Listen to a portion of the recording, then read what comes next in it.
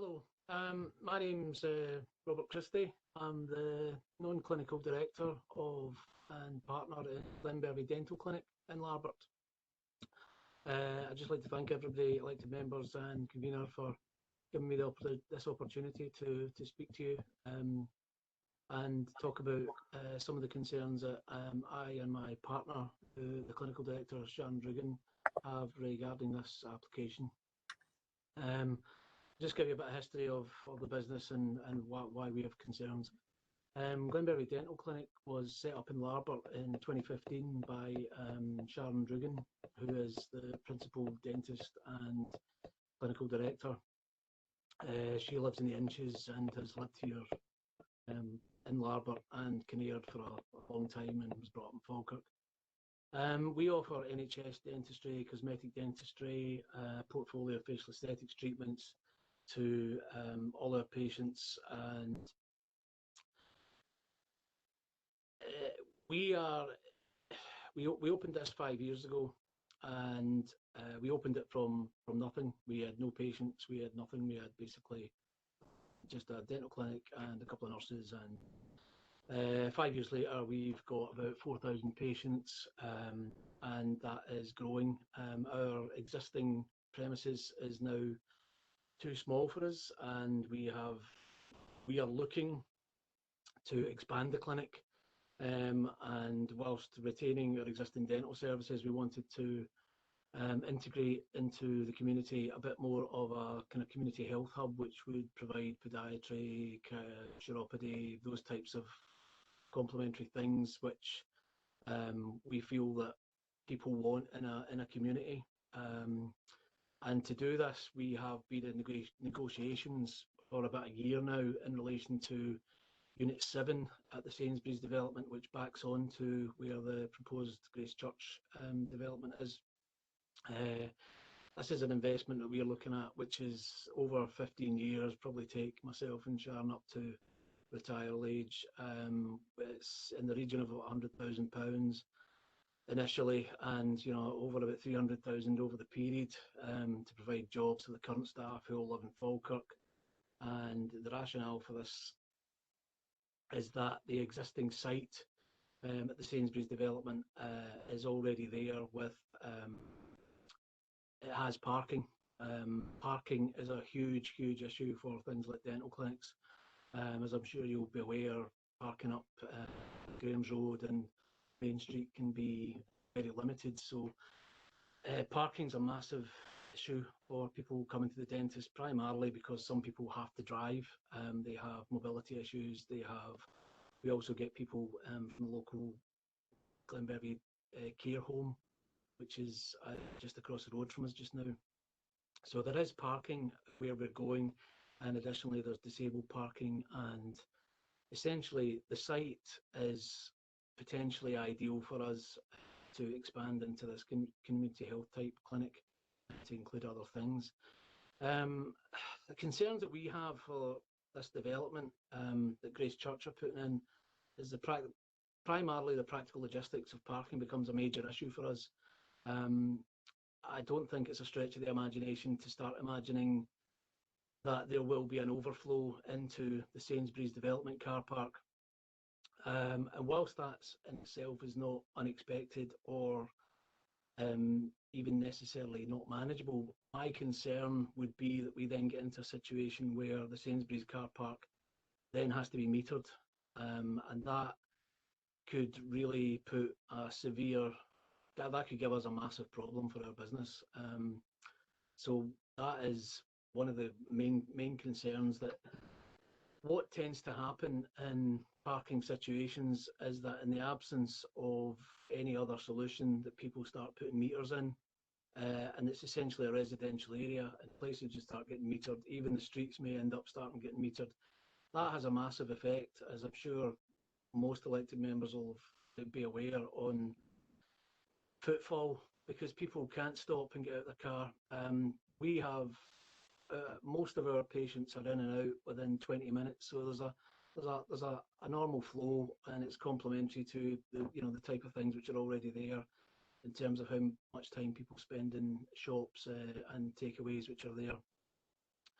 So we think that if there is, in the first instance, a massive queue of parking, that's going to cause problems anyway, just from a purely logistical perspective. But additionally, the knock-on effect of that, and subsequently how that's dealt with, if in 2 years' time we're looking at, a metered car park, where people can only spend, half an hour or whatever before they get a ticket, or before they get sent one of these letters saying that you've overstayed your allotted time, and please give us 80 quid. That's going to have a massive effect on the viability of our business, and it's something which, I don't want to overstate it, but it is one of the major issues that we had when we were canvassing our patients in terms of relocating, was that we have free parking at the moment, and it is a massive car park, and there's never a problem getting parked. Patients that was their number one thing, was patient parking, and the fact that we had a front door, which we obviously would on the Unit 7. So that would be huge for us, and we'd really think twice about moving to that location. If that were the case, we would possibly look at other locations. Additionally, the divisive nature of Grace Church's application, and the massive objections that was 96%, I think, the local community who expressed an interest in it, objected to this. We are an inclusive practice. All our patients are welcome, regardless of outlook, belief, sexual orientation. Clinical director believes that everybody should have access to dentistry through social inclusion. Nobody should be excluded. We have a large amount of people who get NHS dentistry, can't afford cosmetic dentistry, but they are not excluded from these types of situations. So we feel that this type of development is not in fitting with being inclusive in the community generally. Additionally, this development's largely stood vacant for possibly about the best part of 7 years. There's been 1, 2, 3, 4 of the units have really been empty for 7 years. This has led to the development's become a bit of there's a refuse issue in relation to recycling bins, which are now being used as dumps for people who just can't wait to take their bins to the cleansing department. That's becoming an issue. There's a tendency, if these units aren't filled up, the development will become an eyesore. For example, if Sainsbury's pulled out of there, then it would be very difficult for the landlord to rent anything to anybody. I mean, we have our application is going in and is with the planning department at the minute. There's just been a recent coffee shop opened, which is very welcome, and the landlord is doing everything that he can think to get these units rented. And as I think Gary Wilson said earlier, the community was promised a minimum development where people could go. There would be possibly bars, etc., etc. There's literally nothing there apart from shops and a couple of takeaways at the moment. We feel that if we brought our dentist clinic in there with chiropody, physiotherapy, chiropractor, etc., etc., that this is the kind of place that people can go. They can get their teeth done, they can get their feet done, whatever. They can then go for a coffee next door to the coffee shop, etc., etc. Or they can go there when they're picking their kids up from school, or they can take their kids from school to the dentist and schedule that at the same time. Mr. Christie, you've passed the 10 minutes. Right. Okay. That's fine. I apologise, but I think you've made your point. Yeah, no problem. Any questions for Mr. Christie? No questions. Okay, Elaine Kidd. Thank you, Mr. Christie. Elaine Kidd. Hi, yes, can you hear me? Yes, we can, certainly can, yeah. Hi, okay. Well, I'm Elaine Kidd and I live there, primary school. And although I do have other issues about Grace Church and the planning permission, the one thing that I do know about and can speak about properly is the parking. Over the years, every year there's new people coming to school, and over the years you have to re-educate or try and re-educate the parents into walking to school or being respectful when they park. Myself and my neighbours have really endured dreadful levels of abuse from parents and carers who come and park in our private parking bays. No one seems to realise that or understand fully that these parking bays are the equivalent of our driveways. They are part and parcel of our properties. And no one would dream of going and just randomly parking in somebody's driveway because it's empty the majority of the day. But that seems to be the view with the parents and carers for school that who come and do this. I'll admit to you that not all of my neighbours are affected, because some of them are out at work and so they don't actually witness what goes on, but they're aware that it causes us trauma and they're not happy about it, but they're physically not in the place to do anything about it when it happens. But they are also very aware that depending on what life stage they're at, with planning families, or whether they're retiring, whether they're at work, there's the school age of their children as to whether they'll be affected. Last year in particular was a horrendous year for me. My daughter was in 6th year at Larbert High. 4 days a week we were getting up to go to the gym. So we were in the gym 4 days a week at 6:30 in the morning, doing an hour's workout, and then coming home. And obviously then there wasn't enough time for Jessie to walk to school. So I had to drive her to school. She also was doing advanced higher photography, so she had an awful lot of photographic equipment and art folios, etc. to bring. It wasn't feasible for her to walk as well either. And I would leave the house to get her to school and come back, and literally there would be nowhere for me to park, short of levitating in the driving area. I had nowhere to go. And so I would have to sit there in my car and wait for whoever to come back and move their vehicle.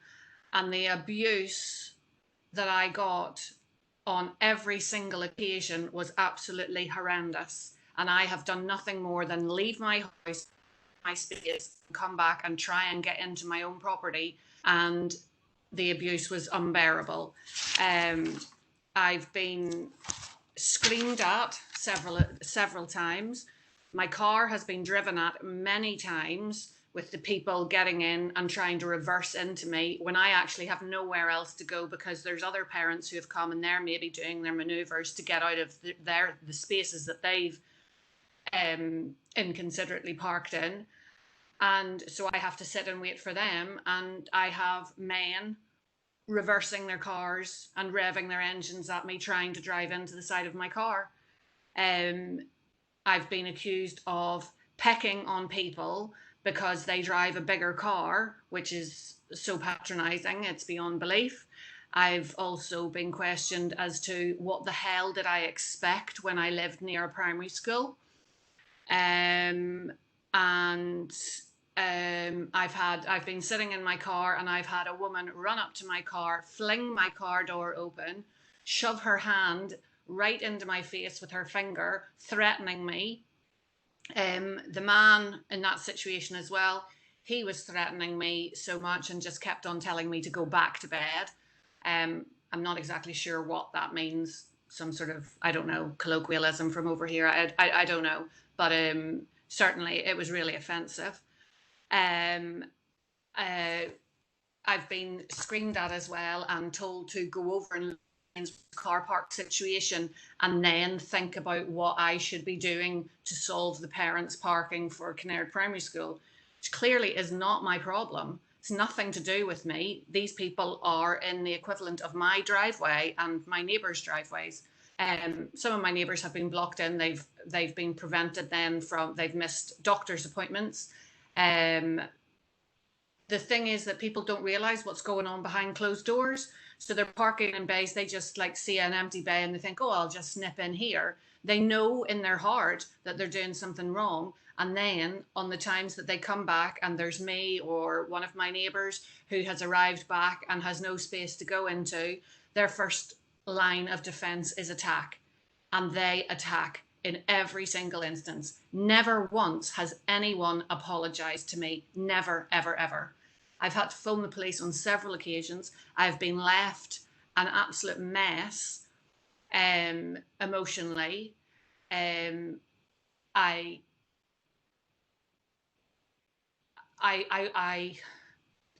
will share with you, but it's, you know, I would appreciate some level of confidentiality about it. But I do have serious involved. My daughter was involved in synchronized swimming. She's still heavily involved in NICOS choirs. And when you go to these things with your children, the younger your children are, they're maybe only there for half an hour. Well, if your kids are only there for half an hour, a lot of the time you just park and you just wait, because there's no point in dropping off, driving away and coming back. You're meeting yourself doing that. So people will just wait naturally. It's only when kids are in something for at least an hour that the parents will actually drive away. So you've got that situation. You've got the situation where they're going to be coming in, neighbours are going to be coming home from work, and they're going to find that their spaces aren't available because they're being parked in by parents or church members, etc., etc.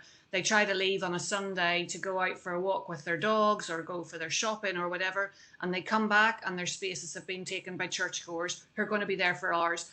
And it's not just, you know, oh, well, it's only a parking space. You have to actually stop and think further. Yes, okay, it is our parking space, but what is the home owner supposed to do? You know, what are you supposed to do? You're in your vehicle. Where are you supposed to go with that vehicle? What are you supposed to do with it? There is nowhere for you to go. So you invariably park it at the back of the offending vehicles, and then there's confrontation. Confrontation that you don't want, you don't invite, you just simply want to get into your own home and into your own rightfully owned space, and you can't, because people just ignore the signs, the painted signs on the road saying residents only, which the factor has come out and painted. We've had to put signs on our fences, and it's at expense to us, and it's also, it kind of like lowers the tone of the area. You don't want to have, nobody wants to have big signs on their gates saying, you know, private residence parking only. We've had wooden signs made at our own expense that have been kicked down and removed. Just everything, and this really would not bode well. It would not bode well. It would be an overflow. This is where they will come and park. They'll park a bit in Crown Crescent, but here, where I live in Goutkill Place, this is where they will come. And Elaine, can I ask you to wind up, please? Yeah, it just can't. It simply cannot be allowed to happen. Thank you very much for your contribution. Thank you. Appreciate how difficult it must have been part of that to make that particular connection, but thank you anyway. Thank you. Last speaker as an objector is George Barr. George Barr. Mr. Barr can't convene. Right, okay. He's got work commitments, unfortunately. That is unfortunate. The only other individual who's intimated a desire to speak is the agent for the developer, David Jennings. Is David in the here just now? Yes, I'm ready, convener. Yes, the floor's yours, David. Thank you. Well, thank you very much for this opportunity to address you this morning. My name is David Jennings. I'm a member of the Royal Town Planning Institute and here today representing Grace Church, Larbert. I'd like to start by saying that I won't keep you any longer than necessary and certainly won't take the full 10 minutes. I'm not here primarily this morning for the benefit of Grace Church, but for your benefit to answer any questions you might have about the application. Since your last meeting, my client has obviously appealed against non-determination, so the reporter appointed by the Scottish ministers will now determine this application. But the decision to appeal was reached reluctantly and after a lot of patience by the applicant in the 12 months that it took for the application to get to the planning committee. And I want to make it clear that my client never wanted an appeal. My client's proposed development is to take this long vacant and derelict site in the heart of the community and invest over £2 million to provide facilities which can be used by everyone. The development will be funded by donations, and as a charity, it will not be seeking to make a profit. I don't underestimate the challenge caused by the publicity and scale of public response to this application. I know this can make it difficult to see the real issues at stake. But I would encourage you not to get distracted by many of the representations and deputations from objectors today. A lot of noise and heat has been generated over what at the end of the day is a relatively straightforward development proposal. At a fundamental level, the question in front of you today is quite different from the one you faced 2 months ago. You aren't being asked to determine the application today, but to pass on, I quote, a note of the matters which the planning authority consider required to be taken into account in determining the appeal. And from the perspective of my client, you don't need to go beyond recommendation 2.1a in the report to this meeting. Any more than that's entirely up to you. We've responded to the issues raised by objectors in a number of documents before the appeal. Most recently, a 6-page response to the representation submitted to the reporter last month. But unfortunately, none of these are before you this morning. However, I want to be clear on a number of things. Have the theological views of the Church been misrepresented by objectors? Yes, certainly. But are the theological views of the Church relevant to this application? Not at all. Is the origin of representations relevant to this application? No. It's the issues raised by representations.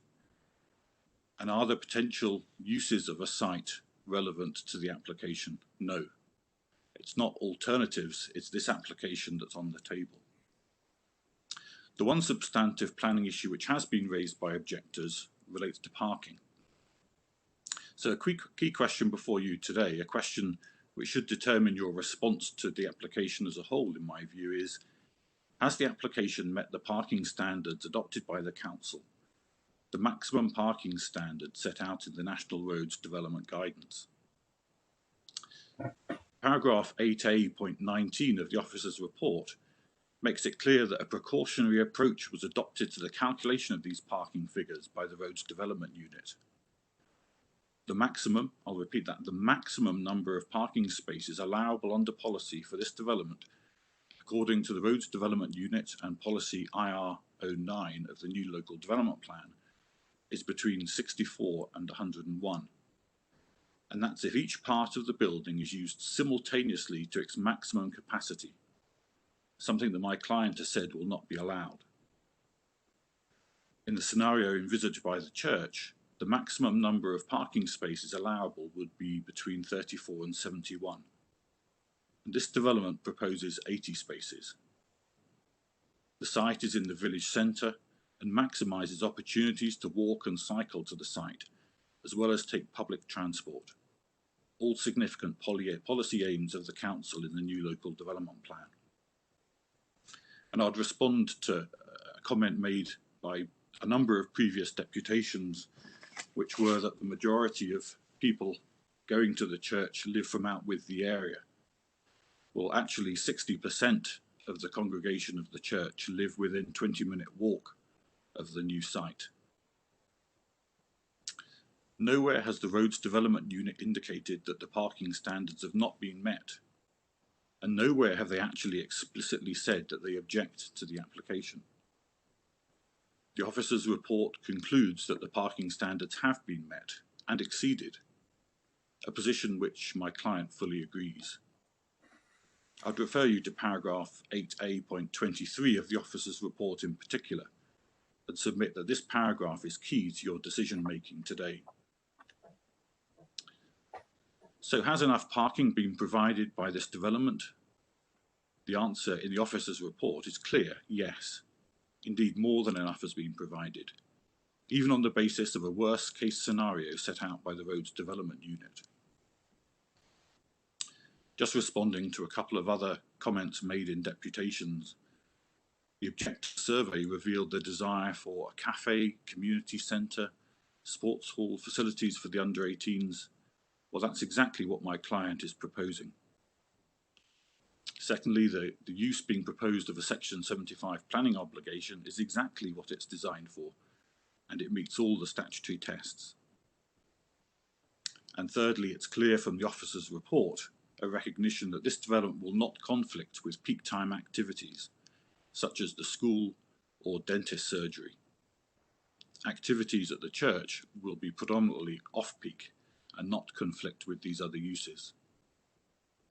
So in conclusion, is the application in accordance with the local development plan? We wholeheartedly agree with the officer's report that it is.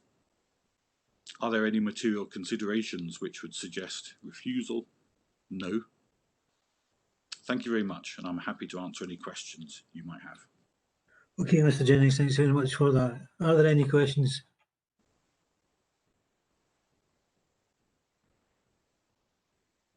I see any hands raised. Councillor Coombs?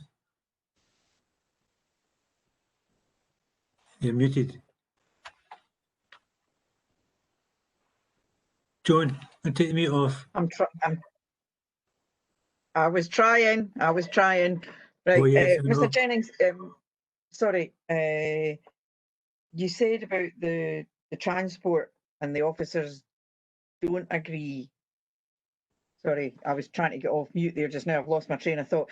I'm just looking at 8A14, and it's about policy INF 10 transport assessment, and it says the council will require transport assessments of developments where the impact on the transport network is likely to result in significant increase in the number of trips and is considered likely to require mitigation. The scope of transport assessment will be agreed, blah, blah, blah, blah, blah. Now, I'm trying desperately to flick through the report at the moment, but I'm sure I highlighted there was a comment from our transport people that said that they did envisage an increase in this and that there would be mitigation requires, but that's the only one that I can see at the moment. I don't know if anybody else can refer to it. It's just when you said that the transport people hadn't spoken against it, there's a, that perhaps it's maybe a question Mr. Dryden could find for me. Okay. Okay. It was just to say, thanks, No. Ian. Yeah, no, Councillor Coombs, you're correct. Actually, you mentioned the paragraph and I just lost it. I thought 8A15 actually is the response to the, obviously, the policy you're talking about. INF 10 is obviously your old development plan now, but the same thrust of the policy still exists in your new development plan, which is now coming to force on the 7th of August. But paragraph 8A15 on page 55 does confirm in consultation with colleagues in transport planning that it would not have significant transport implications. It does not need a transport assessment. The scale of the development proposed does not fall into the category requiring a transport assessment. So the main issues do largely come back to the colleagues' roads comments about the parking and the precaution approach that they did take. But as been explained already and in the officer's report, the officer's view from planning is that for those reasons given, that the car parking capacity for this development would be acceptable. Okay, thanks very much for that. Are you content with the answer, Councillor Coombs?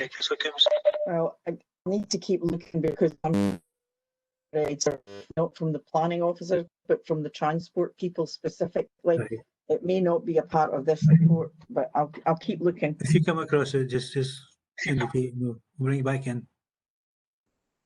Any other Thanks, questions? Convener. No other questions from Mr. Jennings?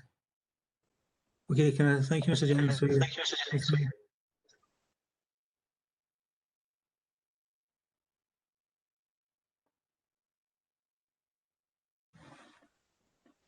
Is Right. Mr. Jennings, have you, having, you're welcome to stay to the end of the proceedings this morning, but it's entirely up to yourself.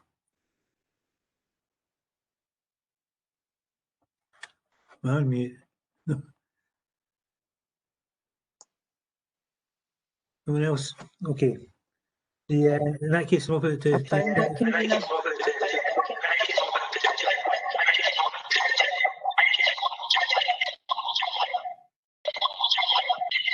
Right, can everyone mute, please? Councillor,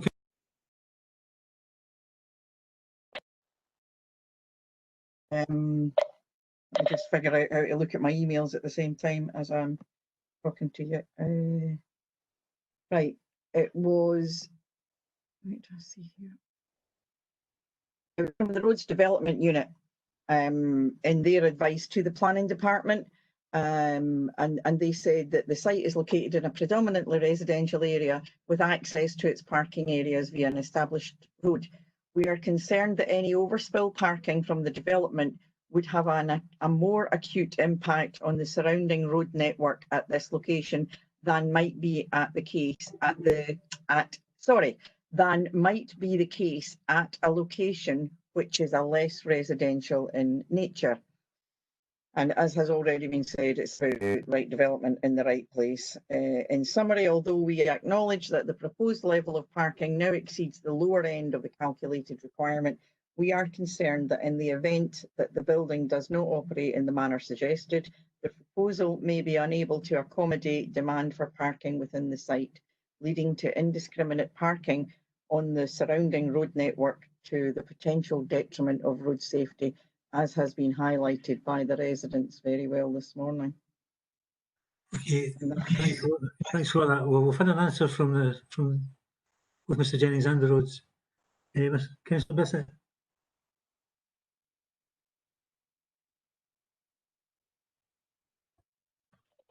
Thanks, Convener. Thanks, Convener.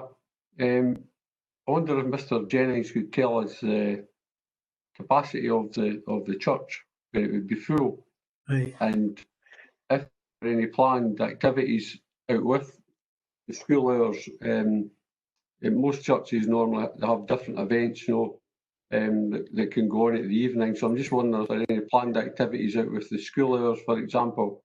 And just I'd like to know the capacity of the church. Right. The problem I've got, Councillor Bissett, is I'm not sure if Mr. Jenkins is still here. Yes, I am, Convener. Yeah. Could you please take a late question?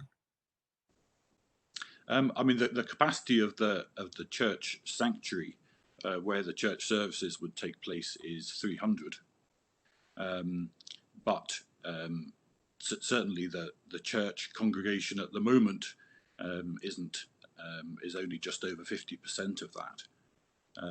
I'm not part of the church, so I couldn't tell you what events might be planned at some future point in time. But there would be use of the building at other times. Okay, continue. So the potential for 300 people to be in the church, and they could all have cars. That's a potential. So you could have 300 people all bringing a car, and 300 cars in the area. Just wanted to know that. That's very helpful. Okay. Can I just say that if it was just the church sanctuary, even with a capacity of 300, the maximum car parking would be 30 under the roads development guidance. The site is located in such a way that it maximises the opportunities for walking and cycling and public transport. And I mentioned earlier that over 60% of the congregation live within a 20-minute walk of the site. So I don't think it's fair to work on a basis of 300 cars.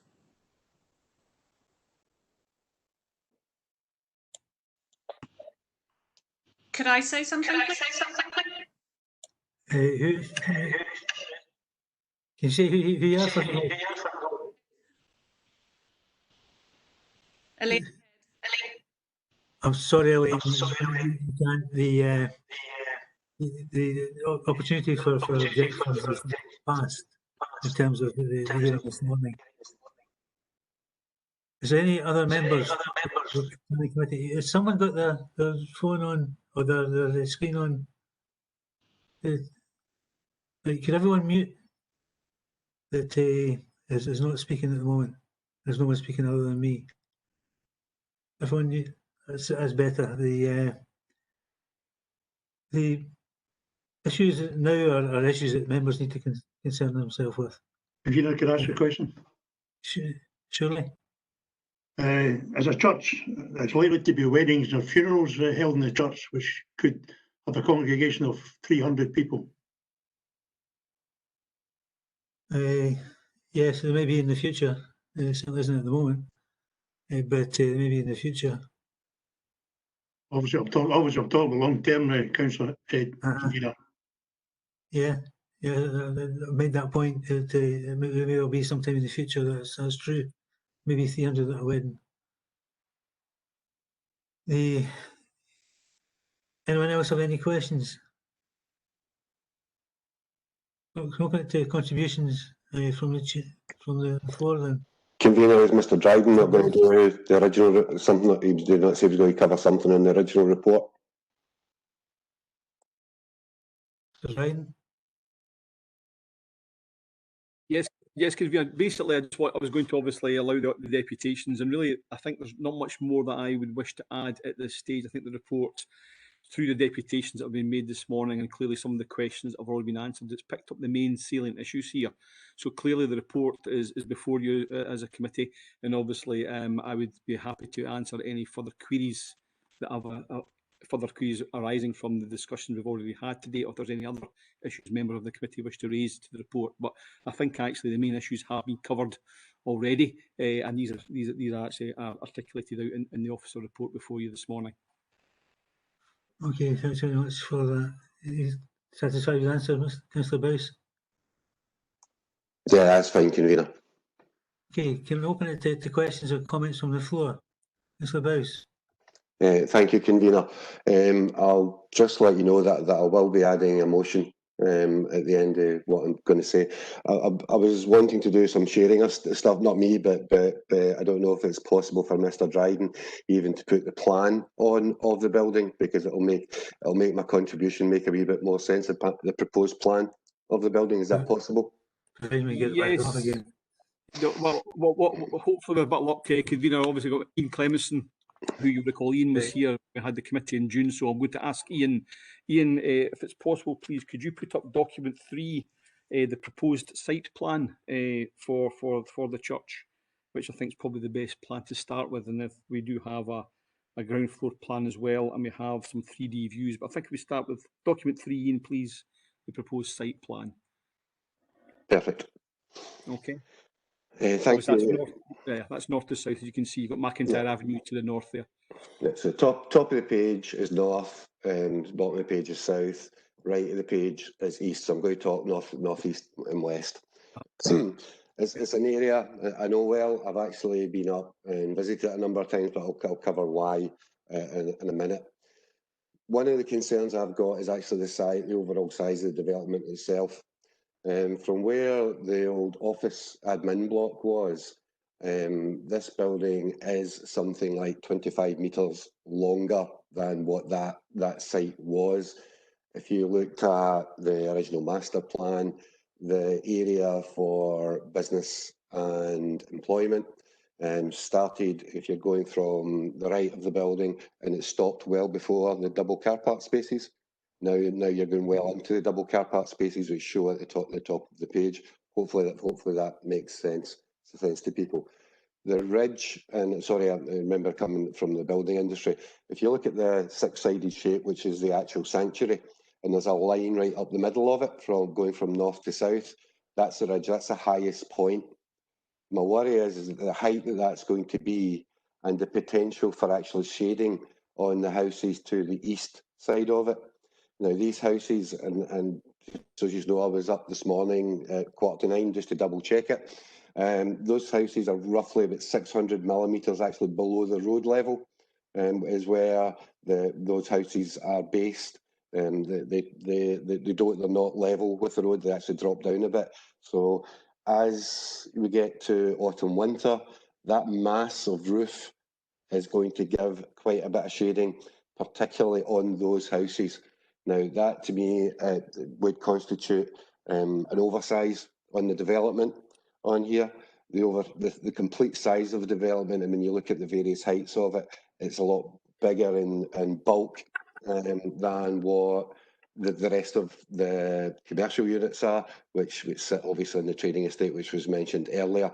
There is also the potential for shading to the flats to the north of it, especially again when we get to autumn and winter periods. I know there's been light tests done. My bigger worry is obviously to the east side, but I think even with the height that this is going to be, I think it will still give, particularly to the lower flats in these areas, it's going to give them a loss of an amount of sunshine at certain times of the year. Next part, and we'll keep on the same drawing, and we will go on the parking side of it. I've been up a number of times, and I don't go during the day normally. I've been getting up about 10:30 at night, and I've been once on a Sunday morning. And if you look at the parking spaces to the east side, which there's 2 cars shown on that drawing, those are normally filled with 9 or 10 cars. The overall use of the parking in that area, from I think it's 3 times I've been up, it's been between 19 and 21 cars are actually using that area. I understand, and if it goes ahead, that I understand Grace Church will have the right to actually close off those areas to use for their own parking area. If we leave it with that potential to happen, what you're going to get is people on the small road to the east side. You're going to get people parking on the road there. That's going to tighten up that road, and people are going to have to try and come passing from there. Now, the road that runs along the north side is the main road that runs through Kinnaird, and has been described already, and it just misses out slightly in the drawing, because in the top right-hand corner there's actually a bend that comes round there. That's going to make that junction there, in my opinion, it's going to make it just that. The word dangerous is probably, but there's a high potential then of having accidents. The entire area, if you look round about there, and you can see it in the right-hand side, you can see it on the east, you can see it in the north, and you can see it in the south, is very much residential. I think this is one of the earlier parts of the Kinnaird development that was done. So you could now describe this as an established domestic area within here. This brings in a number of the policies, particularly with regards to local development plan 2. That's the basis of it. Oh, my other concern, sorry. Yes, there is 38 parking spaces around the building. There's 12 on the grass side there. When you actually look at the planning, the drawing in the plan, in our report, it shows you the outline of the area with the 12 grass and around the building. The bit down at the bottom is something which I understand is amended on, and there's a possibility that could be purchased as well. I'm happy to be corrected on that, but I understand it's purely at this moment a possibility. So actually what they've got at the moment is 50 parking spaces with the potential of another 30, of which, even if you take the 80, and if I go on an average of 20 that I'm seeing, and I don't mean in the middle of the afternoon, I'm talking about early in the morning and late at night, there's about 21 people are parking in the current parking spaces that surround the building that you see. Hopefully that makes sense. On the master plan, the smaller area, which was marked, was marked in for business and employment purposes. There's a band where the green parking space is, and it comes through, is a band on the left-hand side or to the west. That area plus the area to the south and to the east, all round about this development, is mixed-use development and has obviously become housing. And that's obviously going to change now, because it will become what is now a Class 10. I was going to ask Ian to do the definition of a Class 10, but I don't know how relevant that is. But that's changing from where the original master plan was. So that's going to be part of that covers my motion. It's all right, Ian, you can take that picture down now. Okay. And rather than me saying any more, I'm going to go straight to my motion. I do warn you that it is relatively long, but it does stop at probably item, give me a second, 2.1, 2.1b actually, rather than A, as Mr. Jennings had noted on it. Okay, so I'll read this out. Sorry, I won't look at the screen when I'm doing this because it is relatively long. So the motion is to instruct the Director of Development Services to advise the DPEA that the report presented to the Planning Committee on the 17th of June 2020 and the report to this committee set out in the information before the planning, noting, however, that the committee does not agree with the officer's recommendations in the report and would not be minded to grant planning permission if it had been in a position to determine this application for the following reasons. A. The proposed development, by reason of its significant height, massing and location close to residential properties, would result in a loss of light, a loss of outlook, and be unacceptably overbearing on the ground floor flats at 1 and 3 Crown Crescent and 20 to 34 Crown Crescent. This would be to the detriment of the living environment for these occupants. The proposal is there considered contrary to policies HCO7, established residential areas, and RIO4, community facilities, of the adopted local development plan. B.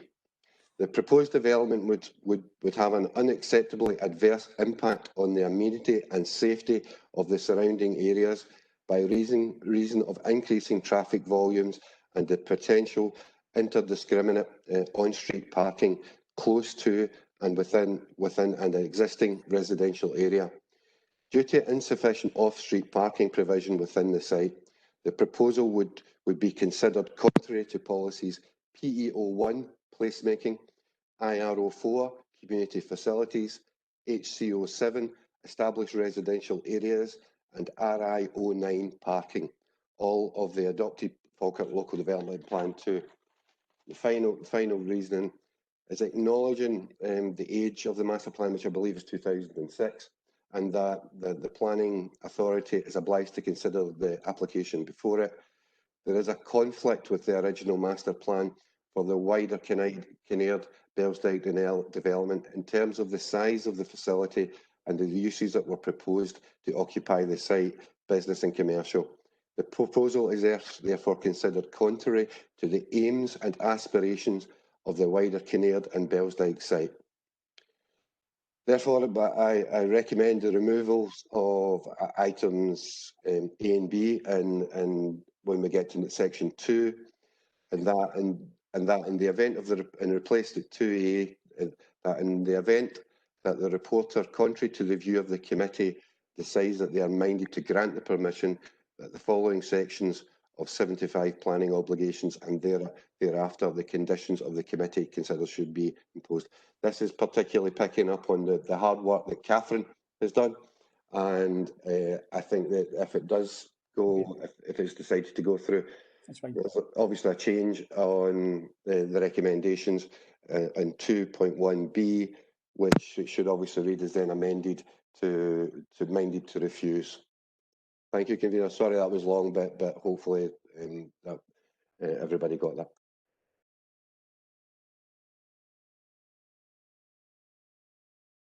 Happy to second, Convener. Yeah. Anyone else?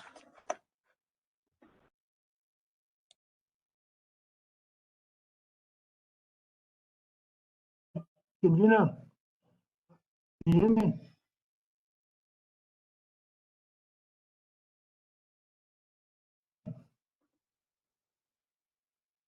Hey, go ahead, Joe. I'm happy to put well, not unhappy, I'm happy, but an amendment up to support officer's recommendation to be quite controversial. I agree with everything everybody said today. Clearly,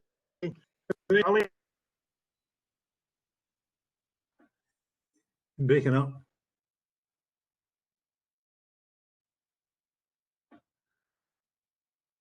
Are people hearing what John's having to say? No, John, can you hold on a minute? You're breaking up. Nobody can make out what's been said. Can you hold on just a wee minute? Obviously.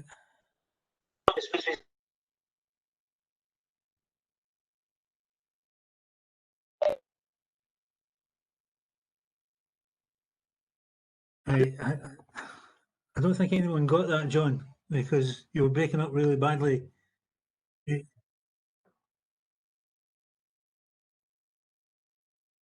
Try again. No. Breaking up really badly. I'll get assistance. Ian Henderson.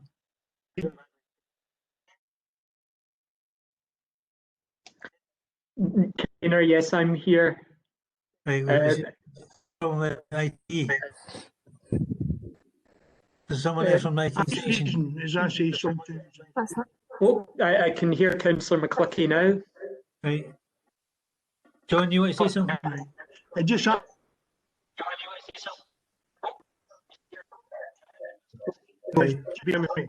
on a minute. Everyone mute. I was trying to,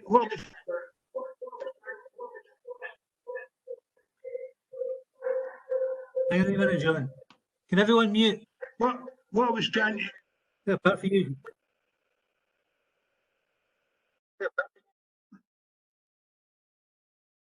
On you go. Right. I'm okay. Well, right. What I'm saying is, obviously I've got to mind it. What I see here is to be governed by the policy, national parking policy, national guidelines. And quite clearly, as officers said, there is sufficient parking. I don't believe there is, but we've got to be governed by national parking.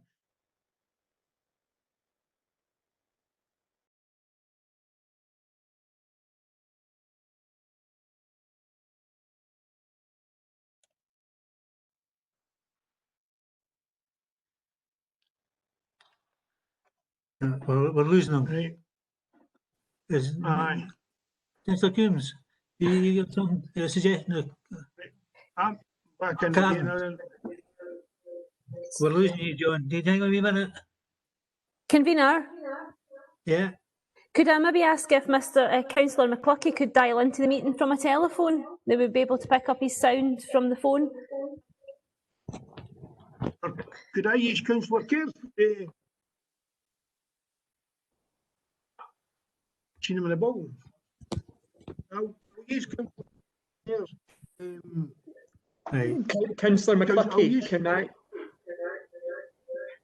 Councillor McCluckie, can I ask, are you logged into the WebEx meeting through Citrix? Because that can sometimes prove to be slightly buggy. I think what you want to do is to log into the meeting directly from the desktop rather than through Citrix. It might be that Jack can help you through that. Jack, so to repeat yourself, John, but I'm going to do that. Thanks, what I'll say is I sympathise with all the objectors that have commented today, the people that spoke, and I see the press and the local members have been here because of that way of support. However, nothing that's come up today is new to me over the years in planning, and as I say, so I have to support the officers' recommendations as an amendment. The issue is we're forced to go with parking and national guidelines. And as I say, the report came up to schools lately whereby it says we have a parking problem. Yet I've got 9 primary schools and the teachers are not parking on the main road because there's not enough car parking spaces at the schools. But according to the national guidelines, there is sufficient spaces to correspond to what's happening locally. And we've got to go with that. People were on the day and talking about being tough out the church because that's where they park at the moment. And once again, I find out that, as I say, up at the Glen Village, where people were parking in the old club there, and they were unhappy with it. That a developer was going to come in and they wouldn't get the park. But they were entitled to pick gates up. The lady along the road today made the comment, private parking, how outraged she is that she's got private parking and people come and park in a private road. But the church can put a private road up any time they want, and they're not toughing people out. I mean, the other lady was making the comment, you can't hit two sides of the ferry here. We heard from people saying about it's okay to go into Sainsbury's and park in Sainsbury's. Sainsbury's can put a car charging thing on, a limit on at any time. But you can't say that it's okay for the coffee shop or the dentist to go there and park in Sainsbury's and somebody for the church can. You know, anybody with a road tax can park anywhere. I'm living in villages where the people didn't have cars, and now they've got 3 and 4, and they've not got on-street parking, they've not got drives, and they're having to park in the road. And as I say, sometimes you're a bit distance away from the house to get parked. That's just the reality of the times that we live in, with villages that didn't accommodate that. So these issues all come up regularly. I'll go back on to saying we didn't want this church to be there. Well, I mind that came up with a previous planning issue with a school. And there was several hundred people doing that way that didn't want a denominational school. And I was one of 2 councillors that supported the school, because we can't pick and choose what type of school or what denomination goes, and we can't pick and choose people's religion and choice of religions and their opinions. I've got a hard time living with one wife. As I say, I don't understand the religions that have a number of wives, because I got a hard time with the one I've got. But people are entitled to go and do that. That's their religious freedom and choice to go and do it. Didn't say that we agree with it or marrying young or a whole host of different things. And we mentioned, well, in the report, people are saying about the homosexual gay rights and but people are entitled to their views, and it's quite clear in the report. And the government is talking about things anew, that there is exemptions on the people. We may not agree with it, but that is the law. So when I look at this report here today, and it says that there's sufficient parking, I've got to go with it. People are saying we didn't want that, what the church is putting in there. We want a community facility. You could say we want a swimming pool, we want something else. Up my villages, people have asked these sort of things on many occasions when a planning application comes in. And what we're told is, by planners, Mr. Dryden, that we can't stipulate what gets built. If there's a classification of what is allowed in that area, then we've got to allow that within reason into that area and in that classification. We can't say, no, you'll need to take that away and build a swimming pool or build something else. That's somebody else's ground. They're entitled to put an application in. And as I say, and when we go and move a motion, what we've got to do is say what's going to happen. It's going to go to the reporter anyway. And I feel that we could make public statements here and say we agree with everybody in the community, and we do. We sympathise with the community. But the last reason is, if it hadn't been called into ministers, there'd be an objection, and I'm pretty certain we'd lose the appeal. And that's the issue that I put to the council. So that's why I'm going to be status quo. Many things get passed in planning that I don't like, that I don't want, or prefer somewhere else. And as I say, but I don't see any material planning thing that gives weight to justify the refusal. And I know that's controversial in way of quite clearly a very, very important issue to the people there. However, I've got to try to be professional as always. So that's my we go with officers' recommendations. Thank you. Thanks for that. Councillor Marker. Thanks, convener. I'd raised my hand during when Councillor Boyce was speaking, but unfortunately wasn't picked up. I would also be happy to second, as Councillor Coombs has indicated. I do have a question for planners, and that it was mentioned during the contributions from the deputations that in terms of from the developer, that they would be willing to limit the the use of, you know, the facility, so that it wasn't a case of all capacity was taken up at one point, and that they were kind of saying that that was why it wasn't reasonable to talk about the whole capacity of the car park. Is it possible, given in mind that we're often told about the enforceability of planning conditions when we try and put them on, is a planning condition possible in which you can limit the use of the facility to less than its maximum capacity, or at certain times? Is that a possibility from a planning perspective? So Dryden? I think it's a very difficult one, Kavira and Councillor Mutter, a valid point, but I think you look at the use classes order, which is class 10 here, the general thrust of the use classes order says if it falls within class 10, normally, you know, because again, if you look at the report, the details of the applicant here is not relevant. It's actually the use and the proposal, and therefore I think it's very difficult to actually go down that particular line. I think to actually put a restriction on that could also question, you know, the validity of that being a use, because it could well change. The potential options could come along in that use class, and we don't have the same avenue. Probably the best way would be, clearly we have the representative on today on behalf of the applicant. I think certainly if some other means through their own mechanisms out with planning, clearly obviously if their proposal is to move into that locality, and obviously hearing the community and the comments today, then clearly taking cognizance of some of those issues, it may be within their right to do something over and above and out with the planning legislation to restrict those uses and take cognizance as a good neighbour if that was the case. But I would just draw attention back. The officer's views are that this is an acceptable scheme and it doesn't meet the parking provisions and requirements, despite the concerns we have had for our roads colleagues. Thanks. I mean, I think that's an important answer. I think that we're often told, you know, it doesn't matter who the applicant is. At the end of the day, we are approving or rejecting an application based on, you know, a classification and what will be built there and what's proposed to be built there, and very much proceeding and making comments on that basis. But I think there's a number of things that I do know what Mr. Dryden says about the planning officers and the opinion that they've given in terms of it being adequate parking. But I think this is where it's important to hear from both local members and from you know, those residents who have made representations, because it doesn't necessarily, the statistics don't necessarily represent the picture. And obviously, as a local member, I'm very familiar with the area and with the problems it has, and have had over the years a number of you know, inquiries to try to do everything from crossing patrols to extending the 20-mile-an-hour zone, which is happening soon, to you know, directly opposite that on the corner.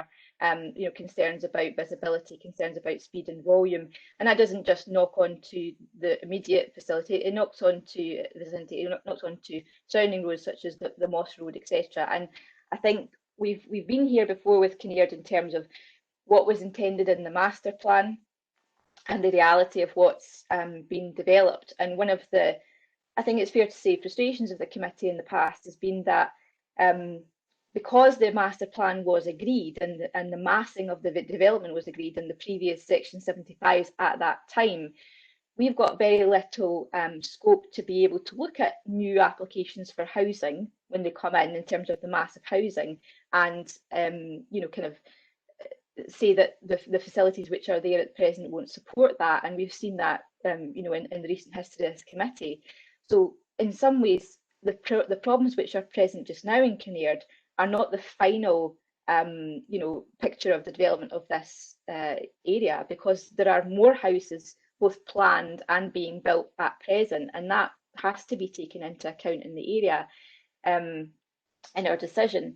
I would like to say, and I know that Councillor McCluckie has raised this, for me, the theological views or otherwise of the particular applicant are neither here nor there from the point of view of assessing whether it's a suitable classification and community facility from a planning perspective to a degree. And I think this demonstrated that I'm fairly pedantic about planning law whenever I kind of come across applications. I do have to say, however, that I think, given that we are expressing a view to the reporter, the fact that this is a community facility, and it has to be noted, the only site really available within Kinnaird for a community facility now, which is badly needed by the community. And I do note that the applicant is proposing this, but I know from my own experience that when you have a community facility of which the community is opposed to, it's difficult to convince the community to use that facility as well. And I think that although that shouldn't be looked at from a theological point of view, it should be mentioned in our comments. And I think that it's important to note that, because I have some experience of this, where if an owner of a community facility is from a particular view, denomination, and it doesn't match with what the community is asking for, then that can cause difficulty, and it might not be the most suitable for that area. But I don't think that the theological views are relevant to the actual application, and it's important that we don't make a decision on any of that basis. But I know that it was noted that 60%, I think the developer said, of the congregation are within a 20-minute walk of the proposed site. But probably a lot more than that are within a 20-minute walk of the school. And that, as idealistic as I would like to be as a keen walker and cyclist and active travel advocate, the problems around Kinnaird Primary and around the Sainsbury's development are well evidenced in terms of the traffic volume as it stands. And that's with the majority of people being local residents within a much shorter than a 20-minute walk. I think based on my knowledge of the area, based on my knowledge of the layout and my use of the site, I personally think it's not going to be sustainable in terms of the parking, in terms of the traffic, and it's going to give significant increase, because I do think that even with, even if it was as much as the 60% coming, I think that the reality is that the country that we live in, that's not going to represent, people are not going to walk in that manner. And I think, as Councillor Bowds has laid out in his motion, and at the statistics that have been put forward today, it wouldn't be a suitable application. And so on that basis, I would be happy to support Councillor Bowes' motion and go forward on that basis. Thank you. Okay, thank you for that. Councillor Hughes. Thank you, convener. Having listened very intently this morning to all the objections and the applicant's agent, I couldn't help but wonder when listening to all the views, and in terms of parking, we've heard about the filling up of side roads, the effects on residents, the potential and current effect on business, and also the potential expansion of the church at some future date, which is entirely within the applicant's purview. But when I was listening very intently to parking, the thought crossed my mind. The national guidelines are obviously focused on a particular application.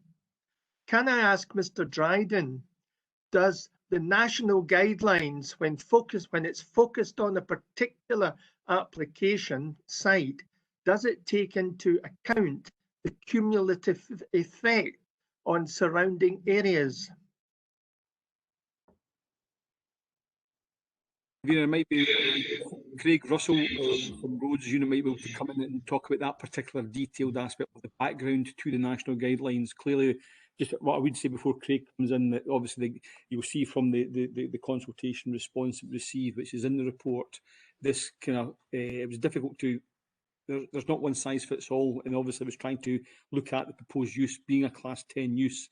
It has to look at the different categories of the guidelines, and clearly it was felt that the proposal, the category best fit was a community use, and that's how the parking ratios were established. But I'll ask Craig to come in, convener Craig Russell from Roads, to give some background to the point that Councillor Hughes is making.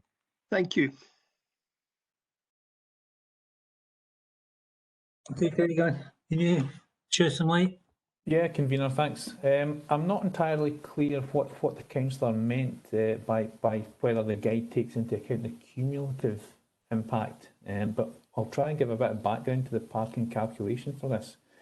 The church, or the application for the church, comprises several elements. There's the main sanctuary building that's been spoken about already. There's also a cafe element and a couple of additional rooms. what we've done is look at each of these areas, look at the floor area for these areas and apply the relevant rate in the National Roads Development Guide. Now that gives us a total, as has been mentioned previously, of between 64 and 101 spaces. If what the councillor meant, does the guide consider the situation around an application site in terms of whether that area is overwhelmed with parking? No, it doesn't really. The guide tells us what rate to apply for whatever the development is, which is what we've done here. What we would then do, once we've calculated that figure, is we would consider what the area looks like. What would the impact be if, for example, there was an overspill of parking? And that's what we've tried to do in this instance. Right, thank you. Can I also ask, have over the years prior to the application being presented, has the Roads Department been made aware of problems in relation to parking, in relation to flow of traffic through the area, or speeding issues? That's a difficult one for me to answer on behalf of the entire Roads Department. That department comprises roads maintenance, for example, roads development that I'm in. There's roads network that deals with waiting restrictions and parking permits and that kind of thing. What I can say is that I hear, or I used to hear when we were based in the office, lots of conversations happening, and a lot of these would mention parking difficulties at schools, not specific to Kinnaird, parking issues at junctions. So the sort of topics that have come up today, while I couldn't say for certainty that they have been raised with the council specific to Kinnaird, the sort of topics that have come up today, I do hear spoken about in the office sort of throughout the area. Thank you. What I was trying to do was just match up evidence with what the local residents were saying this morning, and also matching that to the fact which you've just told me, is that that the national guidelines in terms of parking doesn't take into effect or account anything surrounding an actual application. So I'm of the view that that this is a major consideration in relation to this application, and I basically am concerned about the impact that plus the cumulative effect that this application would have on the surrounding areas. I also am of the view, having listened to Councillor Bowes, that obviously in terms of the mass of the building, in terms of its design, and obviously the ridge height, then obviously there are issues in relation to the planning application design. So I am veering towards supporting Councillor Bowes' motion. Thank you. Yeah, thank you for that. Anyone else? Anyone else? Yeah, the Convener. two types say just hands up.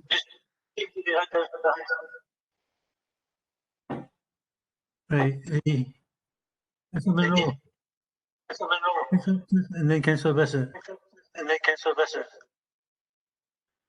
Convener, may I ask Mr. Dryden, because this is clearly an issue for communities, how much the actual development, which is very substantial, 8,000 people, 3,500 houses, differs from that which was originally put forward in the master plan?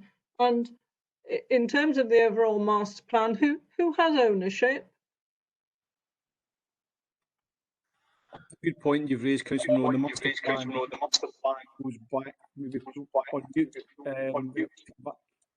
Yeah. Can everyone mute, please?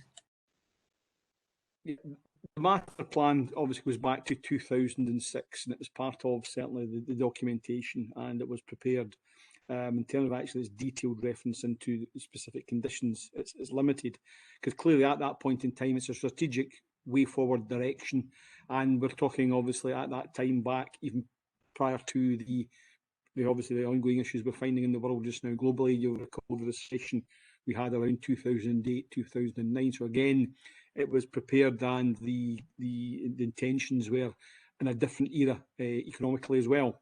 So clearly, this scale of development has taken obviously time to develop over the years, as you'll have seen and noted, and there's still obviously elements of the site still under construction. So it's a long-term kind of thinking, and clearly what has become apparent clearly is the commercial and the retail aspirations, the business aspirations that were identified in that master plan back in 2006, such as there was, for example, there was to retain 2 buildings on the site, one being the admin building that did actually, the facade was actually still in existence up till around about 2018. So clearly there were aspirations back in the master plan when it was evolving to try and make a good use of the existing buildings, which is something we endorsed, and we certainly lauded that.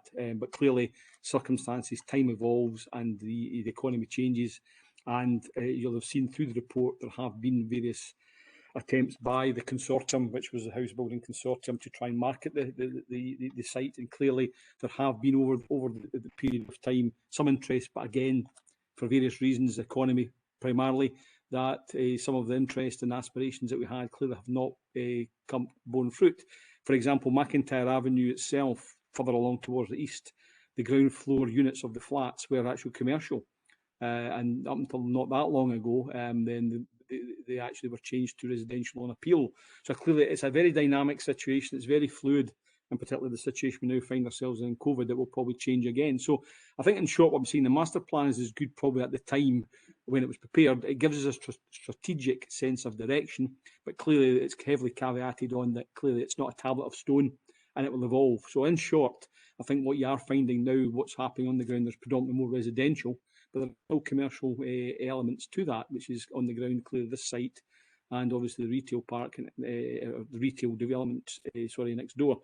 So that's really where the master plan has certainly, prepared in a different climate, and it's still useful to see the strategy, but I think it's clearly said that given its age now, the weight that you could put on that master plan certainly is limited. Convener, listening to the local members and see the way that this has gone in hindsight, after my earlier there, but I've obviously had more questions. I've not got a seconder for my amendment, so I'll just withdraw the amendment and, as I say, and leaving it at that, because it's quite clear local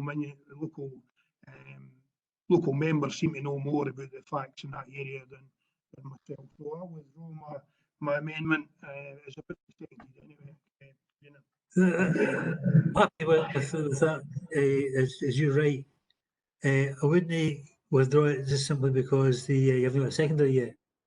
First of all, not all members have spoken. No, but what I'm saying is, I've listened honestly to what people said. People have added a lot of facts in, and all I'm saying is, I'm minded to I'll leave it at that. And I'm minded to withdraw the motion. That's fine. Yeah, that's acceptable. Convener, could I finish my point? Yes, on you go. If we now look at Mr. Dryden didn't make clear who actually owned the master plan, and clearly the community couldn't have a say in it before the houses were built. But now we're in a situation where the houses are built and over 8,000 people live there. And as a council, we're moving very much towards a community-led council which wants to take cognizance of the concerns of the community. And this is a particularly difficult issue in this regard, because 60% of the people who are going to be the congregation of this church are members of the community and live close by. And most of the objectors are also community members. So I think it's a very difficult planning application, but I think there are three clear issues. One is we need to consider the needs of the community. Clearly, the master plan, it isn't something that's fixed in stone, which is a shame. And the issue of parking, well, we all have cars, and that's an issue everywhere, and all of us need to take cognizance of the fact that we need to change the way in which we use our cars if we're close to facilities such as schools. Thank you.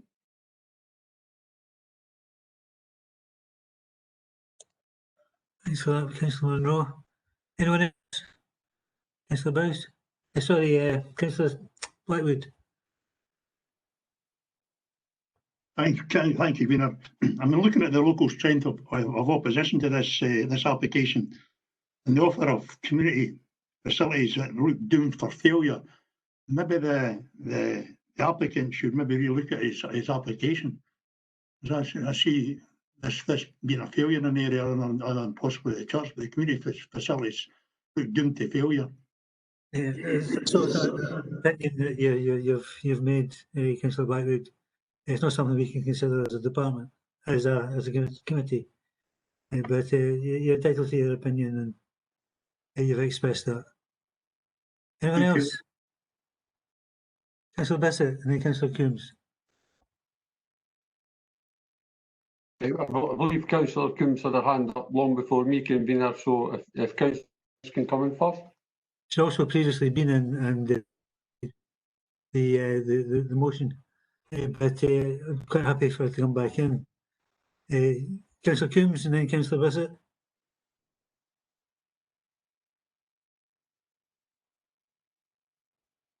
Councillor Coombs. John, can you hear me?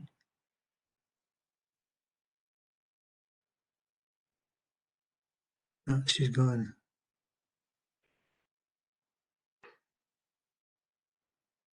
Convener, I think Councillor Coombs has lost her Wi-Fi connection. She might be best to.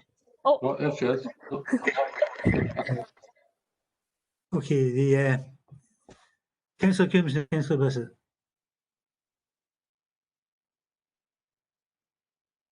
John, are you with us? Trying, I'm not sure if I'm here or not. Am I here? Can hear you perfectly, yes. Thanks, Convener. A couple of points. Since Councillor McCluckie has, is minded to withdraw his amendment, I think I'll just, rather than ask further questions, I just want to make a point of thanking all the residents today, particularly the level of research and engagement, as was proven by Mr. Henderson's survey. Perhaps we should be asking him to organise some of the council surveys. I think the level of response and positive commitment by the 185 residents that were willing to get involved is way above anything that I've seen from any of ours. Mr. Christie's comments, I think that I think all of the residents will appreciate the services that he's talking about bringing in there. Dentistry, chiropody, and all of these other things would be well valued by, as I say, the residents. And Elaine mentioned about parking. And when we talk about parking, it's not just a logistical thing. It very much can be an emotional issue. I'm sure there's, I'm not the only one that sat in a car park and uttered words that shouldn't be said in public about the way that people park and the way that it can affect your day. So I want to thank her very much for sharing the negative experiences. And I think also that I hear the fact that 60% of the congregation are within a 20-minute walk. I think we need to remember that, as Councillor Murtagh said, the Scottish weather, with all the greatest intentions of the world, if we had a nice sunny day yesterday, I certainly wouldn't be volunteering for a 20-minute walk in that. So I think that needs to be recognised, that all of the constituents in that area have banded together. And as I said, and the points that Councillor Bowes made very eloquently were the main issues that I had about this application. And that's why I was happy to second it. As I say, they were most of the issues that I had thought about bringing forward. I did have a question, but as I say, I don't know whether or not it's still relevant. And it was about the point that I think it was Mr. Gary, the first speaker, said about the planning assumption that they didn't give a number of the expected levels of traffic. And I think again, it's not just traffic, it's the fact that that traffic will be generated and concentrated around the times of the activities in the church, and there's not going to be any lollipop ladies or zebra crossings to help with that flow. But I don't know if Mr. Dryden can ask that. Did we have an assumption on the level of traffic if we disagreed with what was being said by the resident? Mr. Dryden? Yeah, I'd just come back to clarify, Councillor Coombs, the 2 points. First of all, in traffic impact, clearly, to tell our colleagues with transport planning, Mr. Collins actually is in here today, but the scale of the development does not merit a traffic impact assessment. Therefore, the traffic impacts of this development are not deemed to be of the certain above the threshold that would merit any impacts to merit further scrutiny. And again, in terms of traffic, as Mr. Russell explained with the NRDG guidelines, the roads guidelines, that it's based on the proposed uses in the floor space, and it's worked on that kind of threshold. So the scale of development is not deemed to be significant to merit that, and it's based on the floor space and the types of uses being proposed. Okay, satisfied? John, you satisfied with the answer? Yes, thanks, convener. Okay, thanks very much. Councillor Bissett and then Councillor Kerr. Okay, thanks, convener. I would also like to pay tribute to the residents that have made their significant contributions today. A lot of hard work behind the scenes to arrive at the information arrived at. Very professional. As Councillor Coombs says, perhaps we could take some of the advice when we do our own consultations. I'd just like to say that within the area, Larbuck, Stennisbury area, we have the East Church, the West Church, Salvation Army, the chapel, we have the Found Church in Larbuck. Found Church in Larbuck itself has been growing, and it's had to move into Larbuck High School. So I really, it's no material consideration, but I don't know if the applicant has picked the right place to be building the church. I just wanted to ask Mr. Dryden regarding Councillor Bowes' concerns about overshadowing of the adjacent properties. I wonder if you could perhaps comment on the design and the height and overshadowing. Thank you. Yes, I'm happy to do that, Councillor.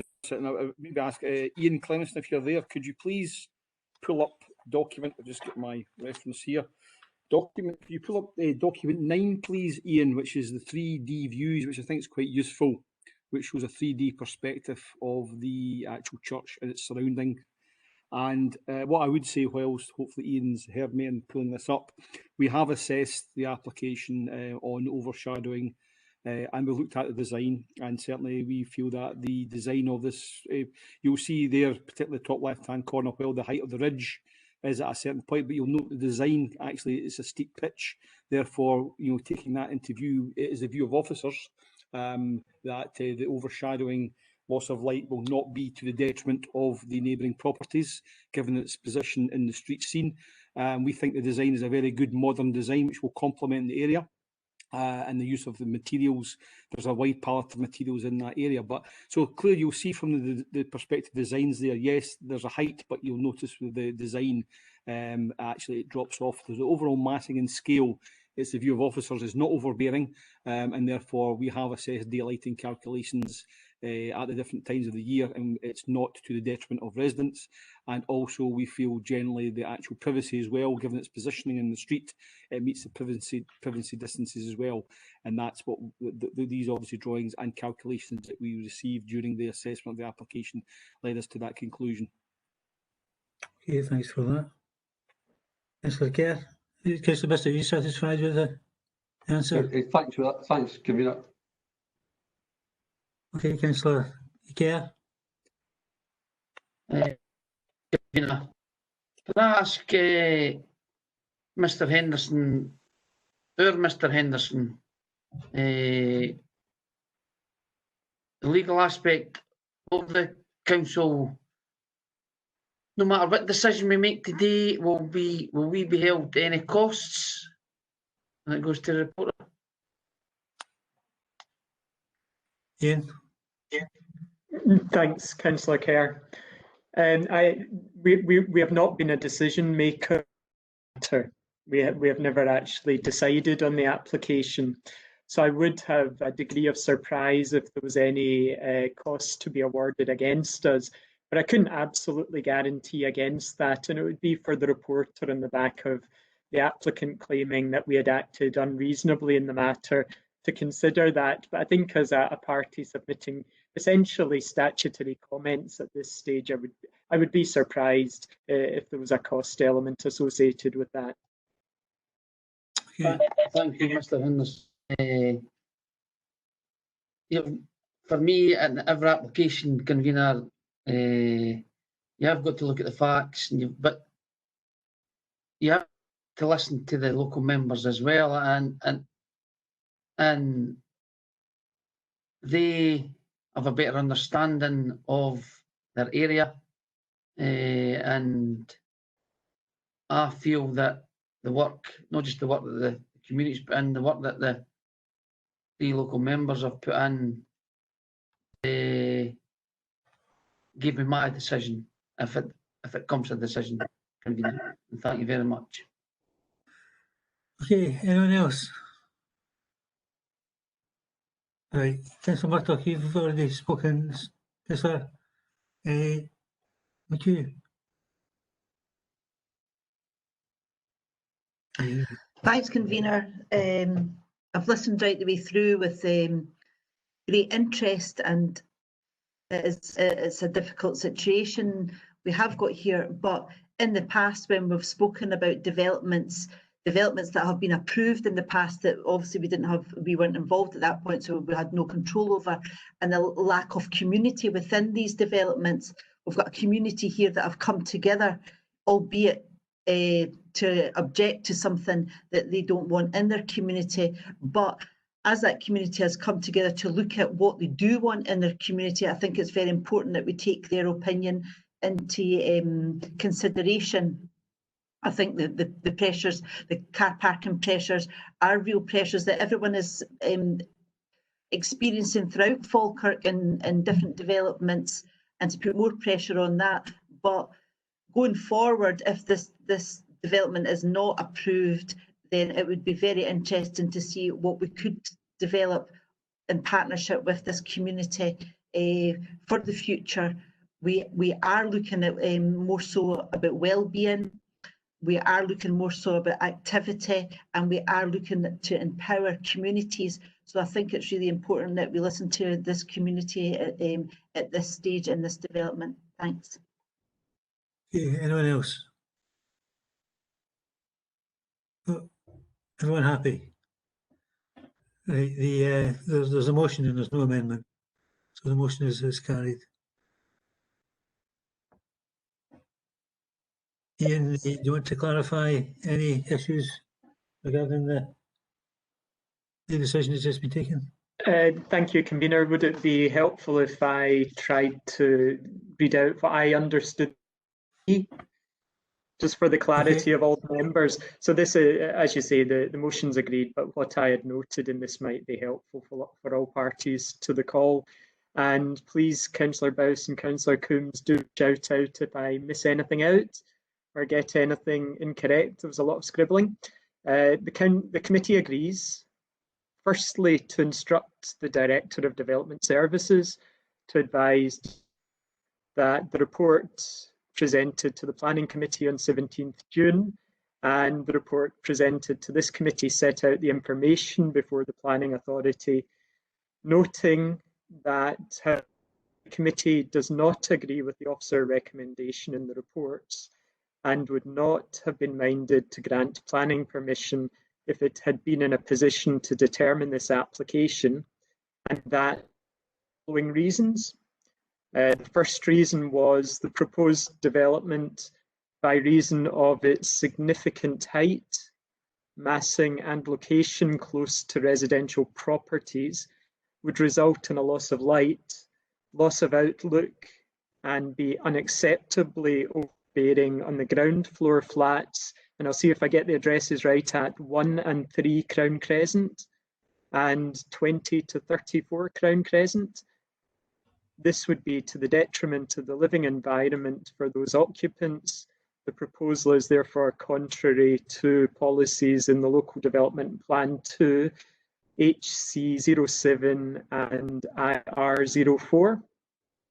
So Councillor Bowes, is that okay so far? Yes. Moving a on couple of small changes in words, but other than that, it's fine. Moving on to the next reason, the proposed development would have an unacceptably adverse impact on the amenity and safety of the surrounding area by reason of increased traffic volumes and potential indiscriminate on-street parking close to and within an existing residential area, due to insufficient off-street parking provision within the site, and that would be considered contrary to policies in Local Development Plan 2, PE01, HC07 and IR09. The third reason was acknowledging the age of the master plan and that the planning authority is obliged to consider the application before it. There is conflict with the original master plan for the wider Kinnaird-Bellsdyke development. Could members please mute themselves? Hang on a minute, Ian. There's a lot of banging and rustling going on in the background. Could members please mute themselves when they're not speaking? Ian. Thanks, convener. I'll continue with the start of that reason. Acknowledging the age of the master plan and that the planning authority is obliged to consider the application before it, there is conflict with the original master plan for the wider Kinnaird-Bellsdyke development in terms of the size of the facility and the uses proposed to occupy the site, which were business and commercial. The proposal is therefore considered contrary to the aims and aspirations of the wider Kinnaird-Bellsdyke site. Then number 2 was that in the event that the reporter, contrary to the view of the committee, decides that he or she is minded to grant permission, the following would be the Section 75 planning obligation. Thereafter, the conditions that the committee considers should be imposed. And that was essentially then, as Councillor Bowes pointed out, items through at 2.1c of the report, which details out the Section 75 and the conditions that were proposed. And that was the motion as I noted it. Councillor Bowes and Councillor Coombs, does that match your expectation? One small item, 2.1b, should read amended to refuse. Minded to refuse.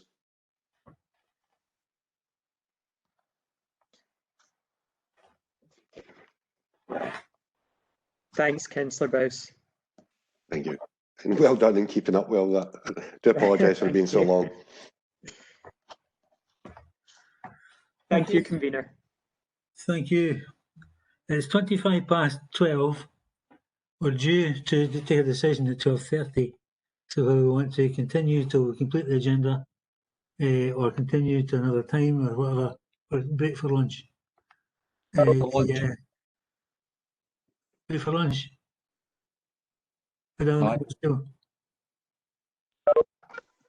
Lunch. Nice steak pie upstairs, remember.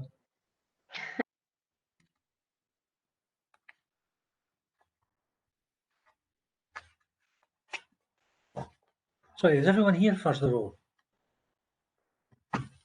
Everyone here who's coming? Right, okay. The item 7 is the construction of road vehicle access at Slomanon Road, Limerick, for the planning committee. Ian, is you taking this report? Convener Kevin Brown, who's the case officer, Kevin's going to give a short summary of the application for this one. Okay. Thanks, Ian. Ian Clemenson, would you be able to put up the location plan for me, please?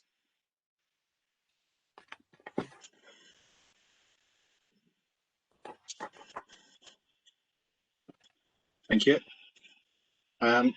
This application is for a planning permission in principle. It proposes the construction of a new roundabout on Slamanan Road, just to the northern edge of Limerick, and the formation of a new access road from that roundabout through farmland to the northwest, tying into the allocated housing site on the western edge of Limerick. The proposal represents a resubmission of a previous application for the same development, P180295 PPP, which was previously refused planning permission in principle on the 14th of September 2018. The application has attracted one representation, which questions the purpose for the proposed development and raises questions over the prematurity of the proposal. The consultation process has highlighted that insufficient detail has been provided by the applicants to allow a full assessment to be carried out. Concerns have been expressed by the Roads Development Unit and the Coal Authority in this regard. As has been previously mentioned, the proposal was assessed against the terms of the Falkirk Local Development Plan 1, with the main policy assessment detailed in section 7 of the report. Since the writing of the report, the Falkirk Local Development Plan 2 has now been adopted. The corresponding policies within LDP2 are PE14 Countryside, IR05 Travel Hierarchy and Transport Assessment, IR10 Drainage Infrastructure, PE24 Flood Management, and PE27 Vacant, Derelict and Unstable and Contaminated Land. The content of these policies largely mirrors the policies within the previous development plan and don't raise any new material considerations to the assessment of the report. Assessment against these policies leads to the conclusion that the development proposed remains contrary to the development plan, as the proposal lacks any justification for development within the countryside location, and the applicant has failed to demonstrate that the proposal would be acceptable in terms of ground stability, flood risk and drainage arrangements. The officer recommendation in this instance is that the committee refuse planning permission in principle for the reasons detailed in section 8 of the report. Thank you. Okay, thank you for that. Can we clear the screen? That's better. Councillor John McCluckie, sorry. Mind went blank there, John. Apologies. It happens to me too. Right, the reason I caught this in is quite clear, and you can see that in the committee papers. Members have got to state the reason they call a member in, and you'll see it on the reason for committee presentation.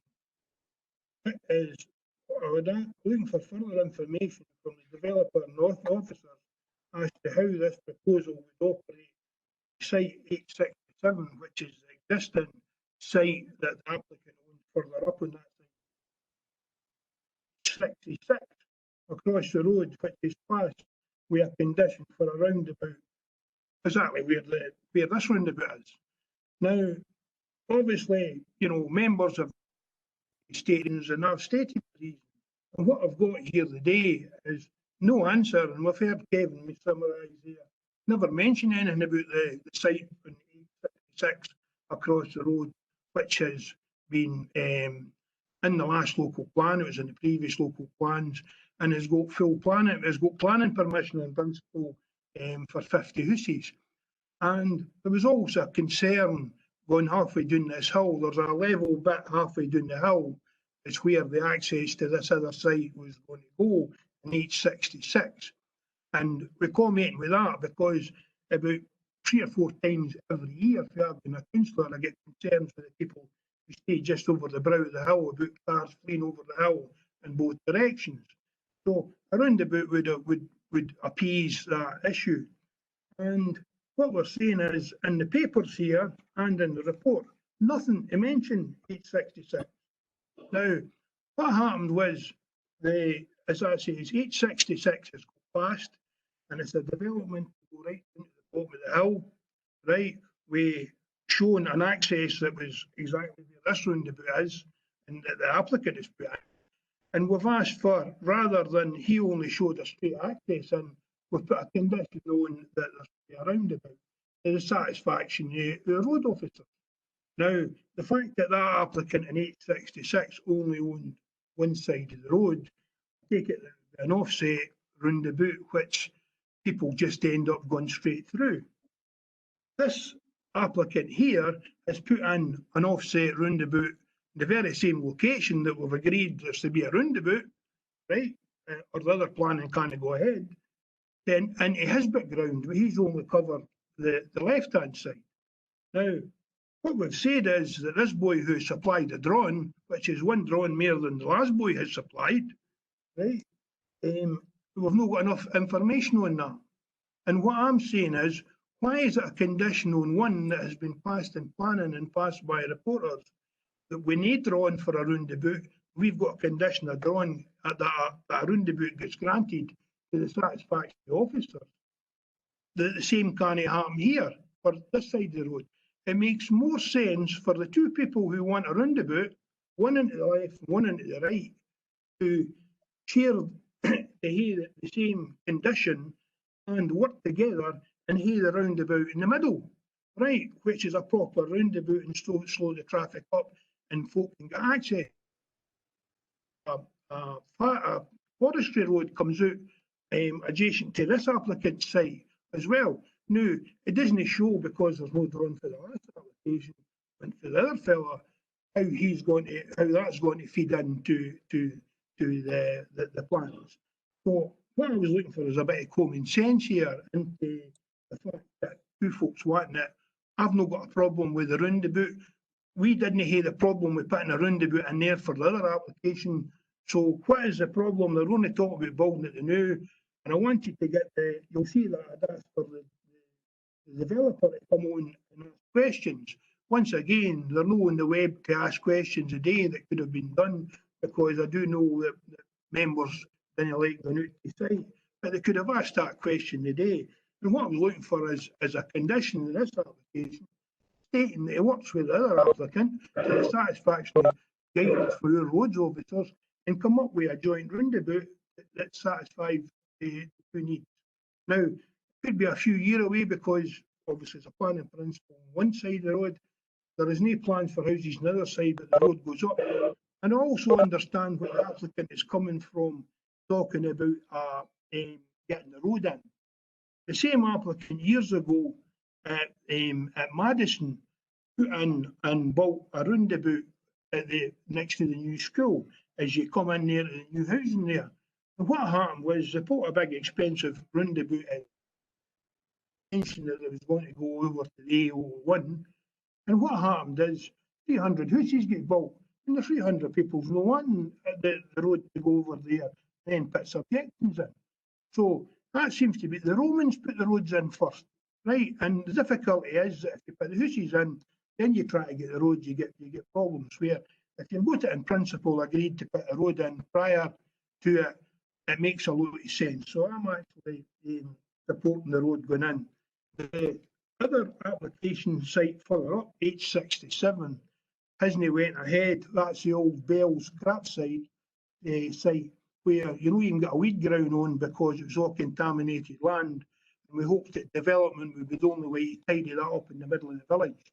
Now, I've stood in 6 houses in over 30 years in Limerick, all within 100 metres of that garage. 6 different houses, right? So I know about that, and as I say, there's everything in there.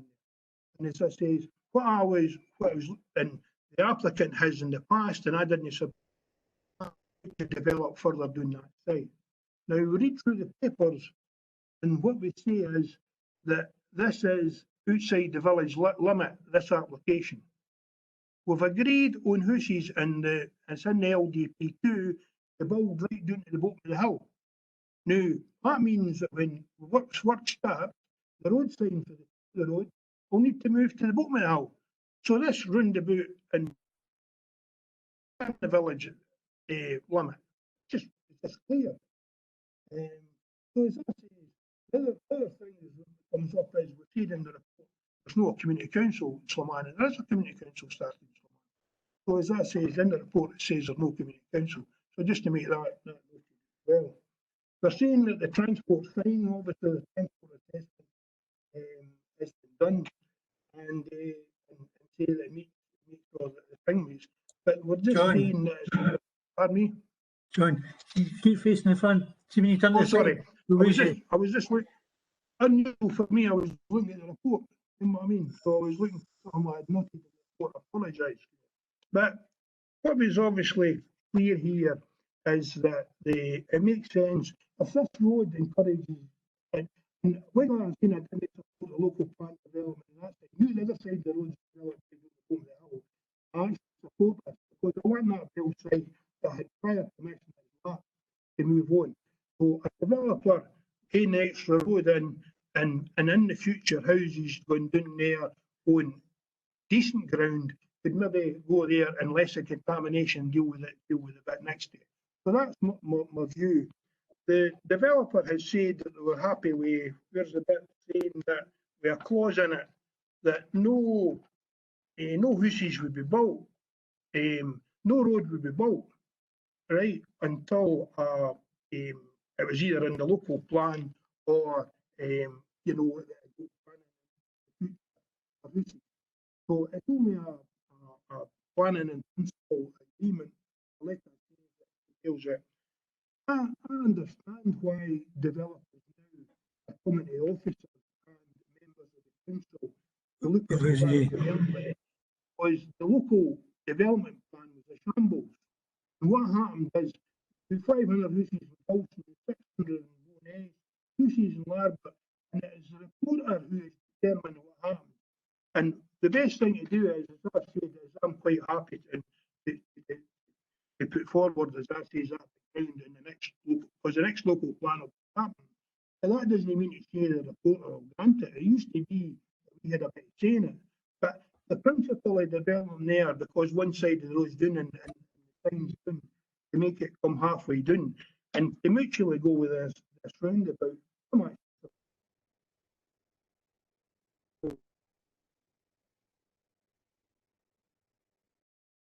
John,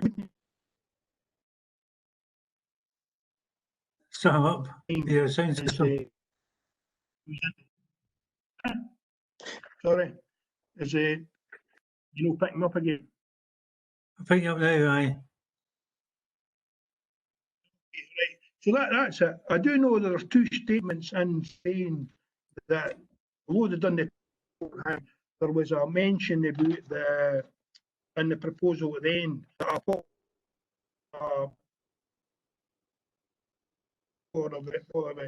and what we're saying is it doesn't come. So Dean Kevin's there, I would ask, is it seems strange to me that somebody has spent all that money on. We're losing you again. John, you're way up here and you're way up there. We need to keep you focused in here. Right. And we told them was it told me in mine in the report that they cover the full area. So what I would say, Kevin, have you wrote to them recently and informed them of that, like what you were looking for further information? And the same with the drainage.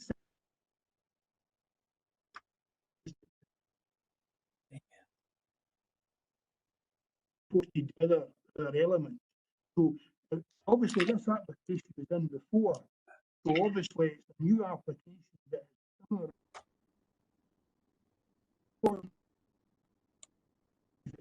Higher. Have you responded in the last few weeks to whoever was and told that what you had been looking for was extra information and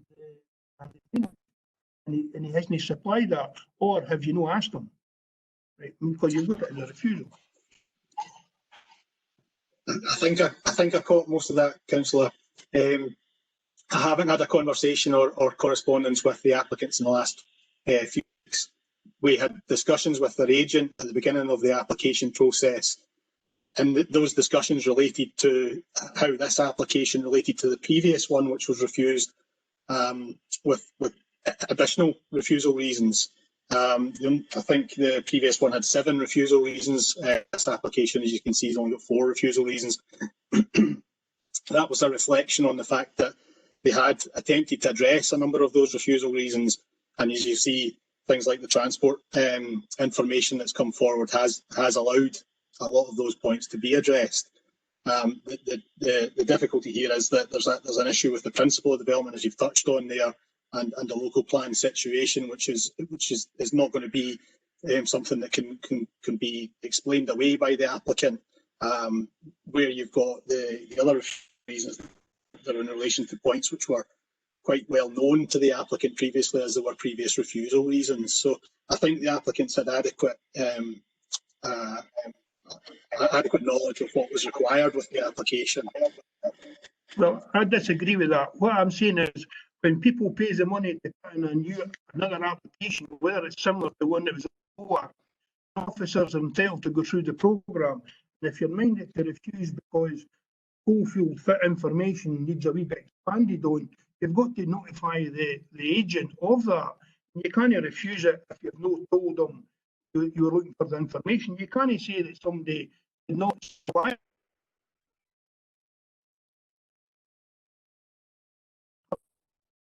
with that. And what I said is, I've not got a concern. Obviously, you said that you've got a concern that the local plan is the best way to put things forward. The local plan is one way to put plans forward.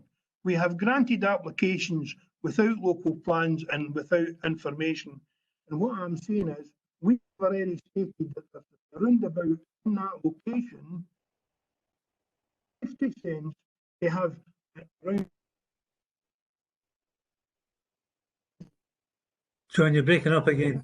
Right, right. On both sides. The one application is putting a pavement on will take the trees away. If this other applicant doesn't get permission, he's not going to allow ground to put the roundabout in. He's not going to take the trees down, and you're going to have visibility and safety issues. So to me, we should be dealing with the two of them and putting the same condition on, that they work with our officers collectively and come with a proposal subsequently prior to the building to the satisfaction of our officers. And I'm minded to grant if they happen to do that. You're moving that as a motion. I'm moving a motion, and it's moving that as a motion. Reason, yes, we can't put in for refusal. Something we didn't ask of it. Right, well, you're well over the 10 minutes. I know, thank you, as always. Sorry? That's true. Okay, we've got a motion. Anyone else on the floor? Convene, Ian Henderson, I was just wanting to clarify the motion. I found it quite difficult to hear the discussion there. Yeah, it was really broken up. I think we'll do that at the end, once we know what the position of the committee is. Convener, with your leave, one point I think Councillor McCluckie mentioned was a condition that the applicant work with another landowner in relation to development of the road. And I was just wondering what the planning officer's views would be on the enforceability and suitability of a condition along these lines. Well, I would imagine the answer to that one. Ian Dryden, do you want to? Yes. Clarify that point? Yeah, I think that, well, obviously, I know what Councillor McCluckie is saying. It would be very difficult to actually achieve that type of condition under that, and it certainly would be something that would question the competency of that condition if you had to go through a number of tests. And I think there are difficulties in actually achieving that type of condition. What would be required, we have to consider the application on its merits, what's before us. And while obviously I do appreciate what Councillor McCluckie is saying in the context of the adjacent sites, this is one that we have to look at and what's before us in its relationship to the actual, particularly the development plan, which has just recently been adopted. Obviously only a couple of weeks ago, so I think that's important consideration. I would imagine as well that you still need another application. If you join up with another developer, you still need a third application, given the fact that application number one was determined, and obviously number two is based on today's report, and it's an either or. John, yes, you can come back in and sum up if you want once we get the. Anyone else? Yeah, Gordon.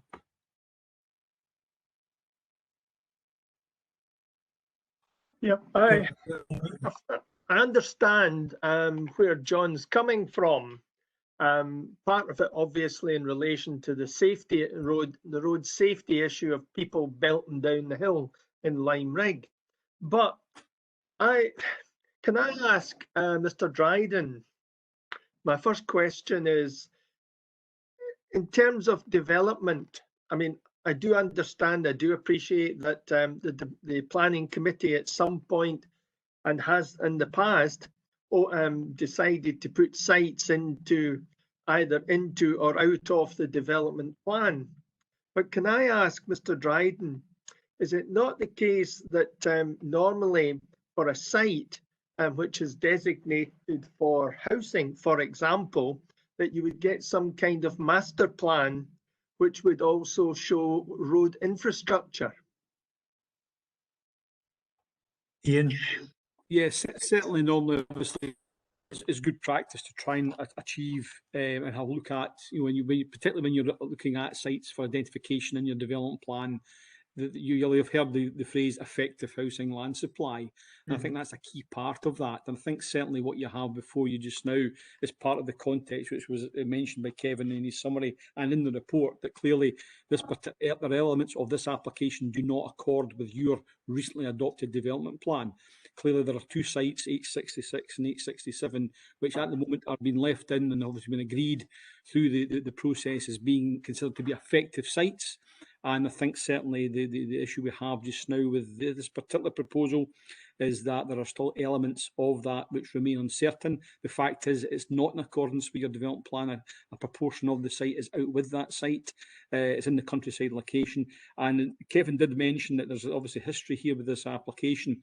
And while, yes, there could be discussions, it's quite clear the applicant had resubmitted the application, was well aware of the issues arising, and clearly while they have been able to successfully address, as Kevin's mentioned, there are still a number of outstanding issues that have not been addressed, and the onus is really on the applicant to demonstrate that. And these elements really also are key elements in establishing whether the site is effective or not.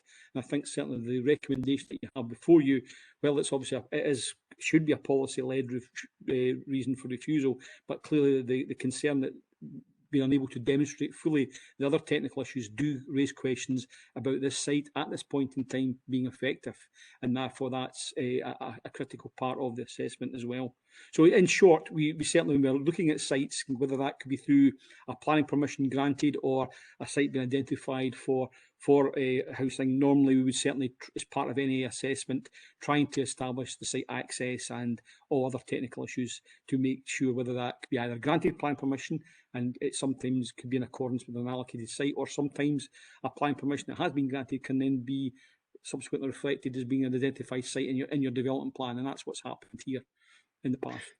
Yeah, the thought crossed my mind that looking at the diagram or plan, that basically all we have in front of us is what you might describe as a line in the sand, without any, because I look at it this way, that if you agree to not just the roundabout but the drawing where the road could be, we're actually it's accepting an application in the dark, because we don't know where the houses are going to go either side of that, or whether the road would have to be changed. So I think it is premature.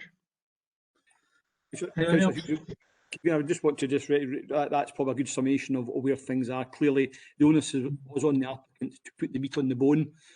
Certainly, while it's a planning permission in principle, certainly given the history and the applicant's familiar with the previous refusal and the reasons outstanding, certainly the onus is on them to provide us and demonstrate, with us, because clearly they're well aware that a proportion of that site is not allocated in your recent development plan, and therefore the onus is on them as a material consideration to put a bit of justification forward. And clearly, regrettably, as things stand just now, there's information that's lacking to demonstrate and justify that.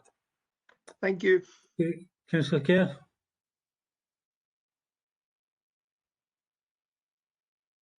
Thank you, Vina.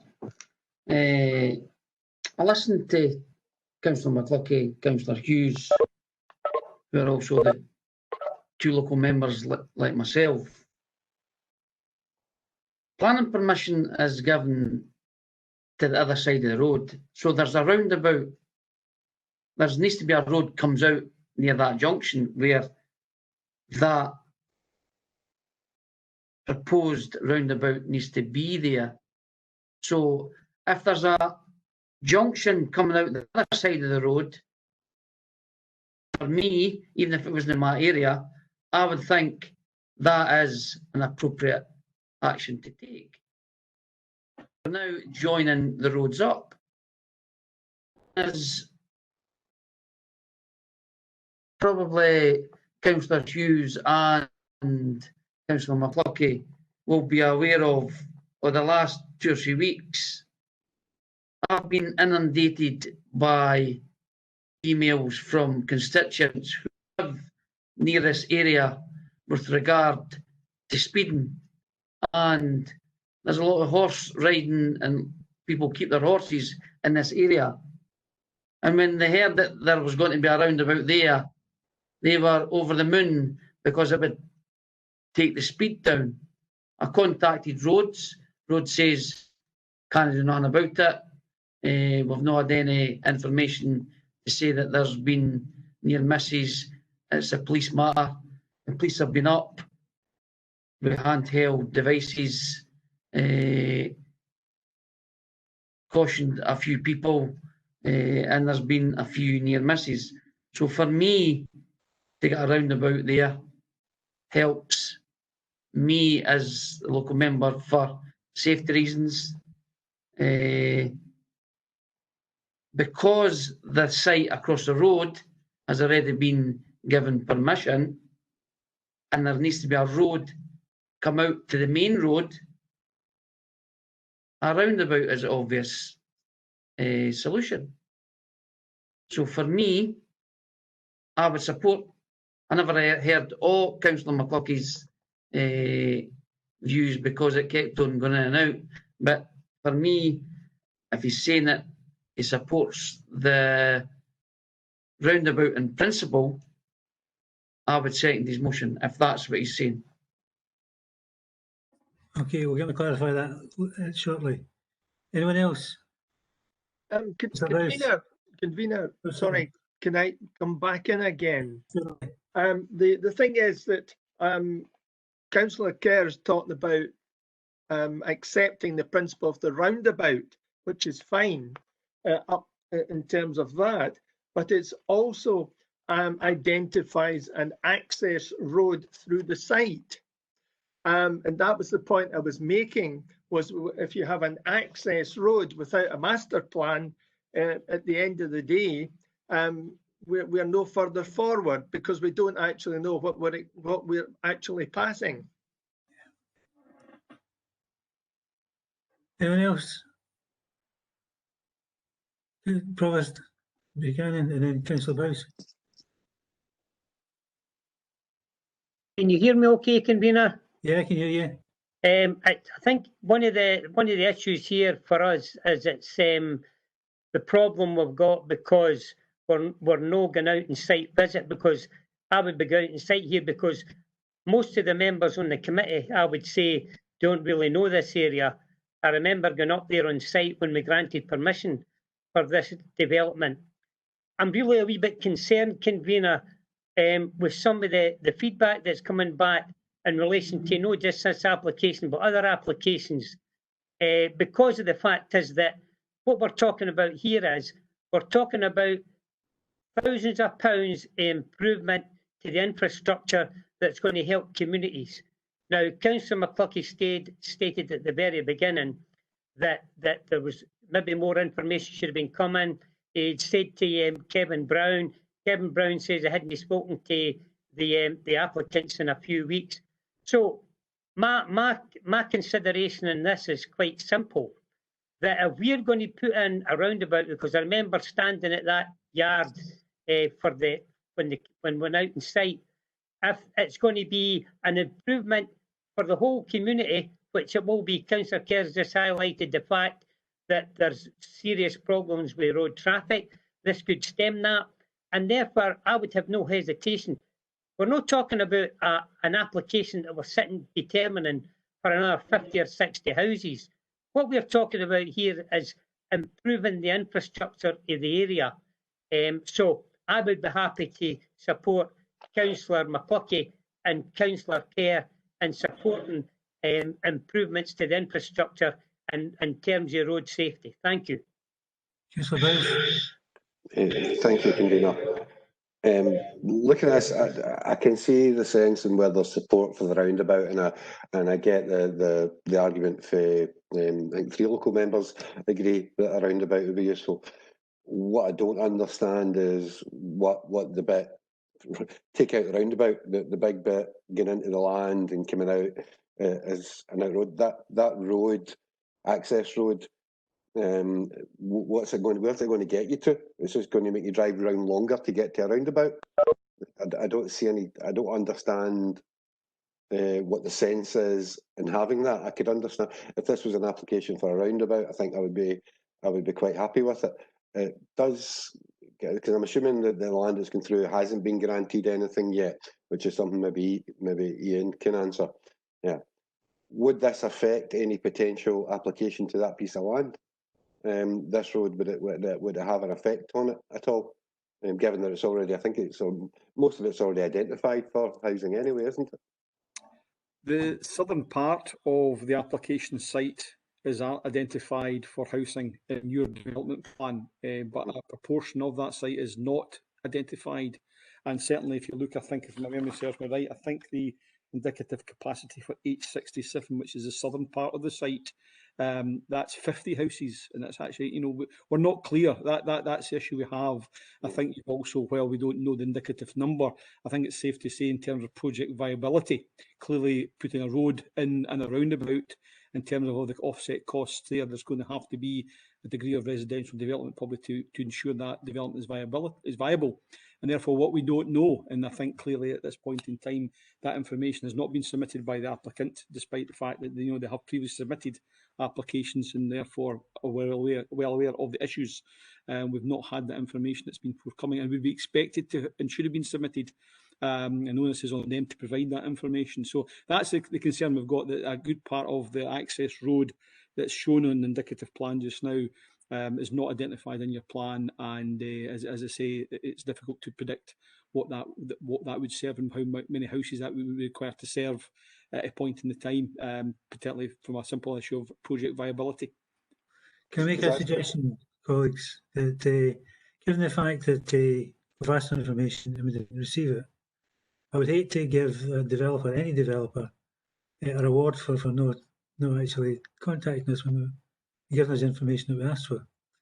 So can I ask that we continue this item, and the discussions that have been into it and they spoke about today take place, and we come back with answers to the points that have been made, and that gives the developer the opportunity to supply the information he's been asked for, and gives Councillor McCluckie and Councillor Kerr the ability to then to influence the process from a position of knowledge.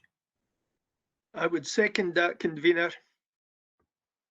Convener, as the mover of the motion, I'm quite happy to go and look to extend it.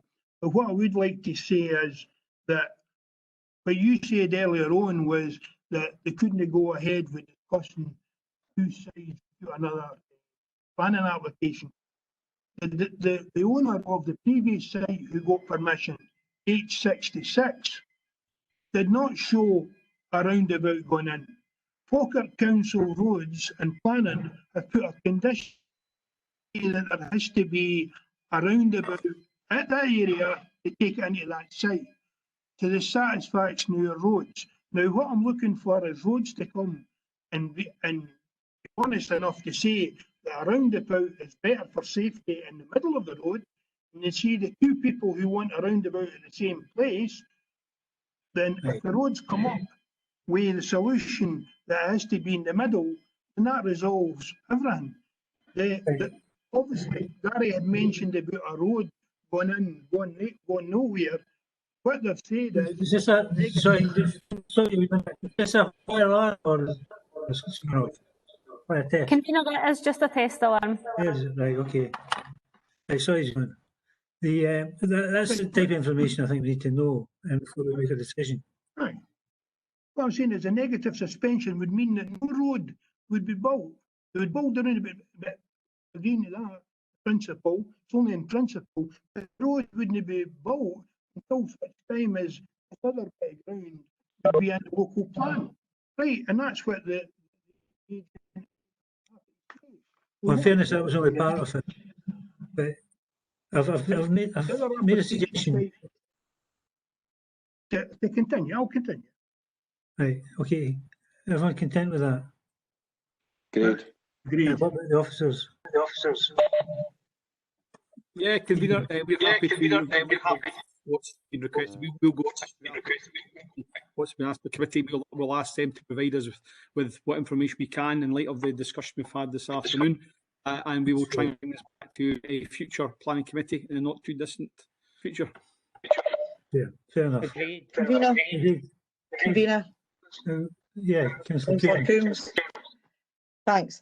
I'm not saying that we shouldn't continue it, but can we make it clear to the developers that this is a very frustrating situation whereby an application that's been in and been in and been in, if the onus I don't think is on our officers, I think the onus is on the developers to give the information that's required. And as has been alluded to, this isn't someone new that's just putting an extension on their house that isn't aware of the procedures involved in.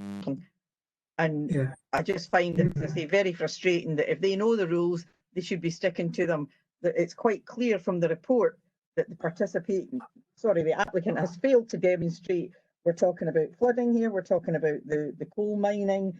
We're talking about the 4 reasons that they're sitting there. Hey, that's fair point. Officers. Councillor, can we make that clear to the developers? Hang on, John. I'm still John. Because the officers. John. I don't want to debate between members on the floor. We've agreed in principle that we'll go out and ask the developers for information. So far, it's failed to deliver. I did make the comment about I would hate to reward someone who wasn't cooperating with our officers. So if that's been agreed, the mover of the motions agreed that, and so therefore it should, unless there's a further motion or amendment, then we move on. Move on. Convener. Yes, Councillor Kerr. I just asked make sure Slaman and Community Council and any correspondence going forward. They're a new Community Council, but they are up and running. Good. I'm pleased to hear that. But we can help them as well as local members and make sure that they get any papers that we get. Okay, we can move on and try to make selection of 4 dwelling houses and construction of access road, home farm, Drove Loan, Edinmuir, Denny. Ian? Yes, Convener, that's Kevin Brown again who will be presenting this application. Kevin. Thanks, Convener. This application again is for planning permission in principle, proposing the erection of 4 dwelling houses and associated access road on land within the green belt between Denny and Bonnybridge, immediately to the north of the M876 at a property known as Home Farm. The proposal represents a resubmission of a previous application for the same development, P180461 PPP, which was refused by the committee on the 28th of January 2019 and dismissed on appeal to Scottish ministers thereafter. No letters of representation have been received in relation to this application. The consultation process has generated concerns from the Roads Development Unit and Transport Planning Unit in respect of substandard private access road which serves the site and associated road safety implications. As with previous items on today's agenda, this proposal was assessed prior to the adoption of the new development plan. and was therefore considered against policies in the previous plan. The main policy assessment is detailed in section 7 of the report. Corresponding policies within LDB2 are PE14 countryside, PE15 greenbelt, HCO5 housing in the countryside. And as with the previous item on the agenda, the content of these policies once again mirrors the policy wording of the previous development plan and doesn't raise any new material considerations in the assessment of the proposal. Assessment against these policies has been concluded that the proposed development remains contrary to the terms of the development plan, as it represents an undesirable and unjustified development within the countryside and greenbelt and represents a pedestrian and road safety hazard. The officer recommendation in this instance is for committee to refuse planning permission in principle for the reasons detailed in section 8 of the report. Thanks. Okay, thanks for that. Flipping it up, can I say that it's allegations been made that the paperwork is incomplete, this particular application? Could Ian or Ian from solicitor side or Ian Dryden give me some information with regards to that, some assurances? Convener, yes, I'm happy to come in and clarify my understanding of matters. Certainly during deliberations of the application, I had the applicant had contacted me. He'd been looking at our planning register and records, and certainly, as you might be aware, we're obliged to keep a planning register of all the decisions that are taken, and that's part 2 of our planning register. That's required under the Act. So we are obliged to keep a copy of the decision letter. We also have, where we can, we have over the years, we do keep where we can the planning files where possible, but historically we used to microfiche. I know technology these days, but we used to microfiche a lot of our planning files, and we do keep them from time to time that can become useful. Now, I understand that the applicant, in particular, he's making reference to an application back in the early 80s, over 40 years ago nearly, and certainly we're not obliged to keep them, but I do know we had kept the majority of files dating back to that time, but certainly it's not an obligation on us to keep the entire file. And my understanding is certainly it was the elements of that planning file he was looking for, and regrettably, through passage of time, and there has been known that sometimes files have, some information has gone missing.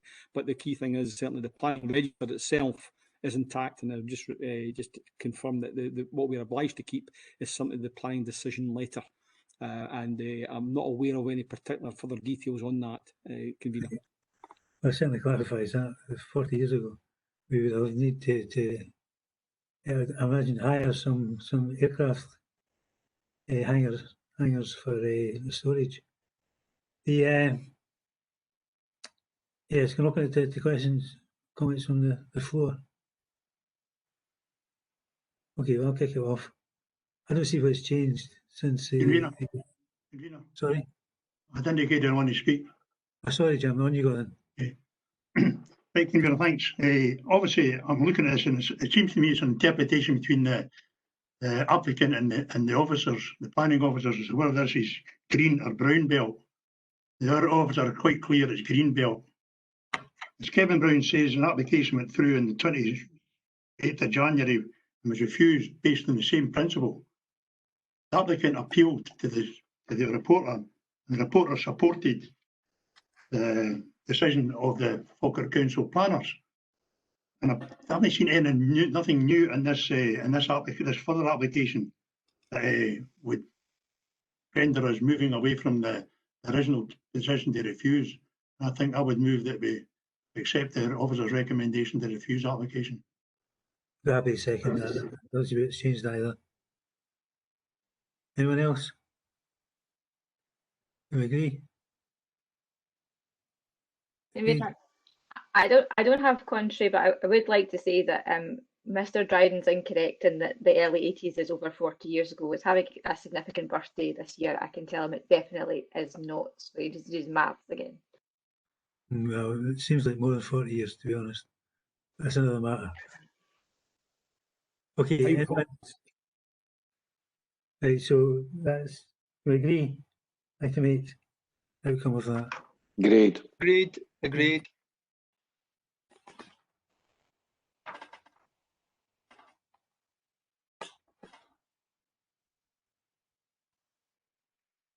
Right, item 9, the direction of Class 5 General Industrial Building Retrospective of land to southeast of Yonder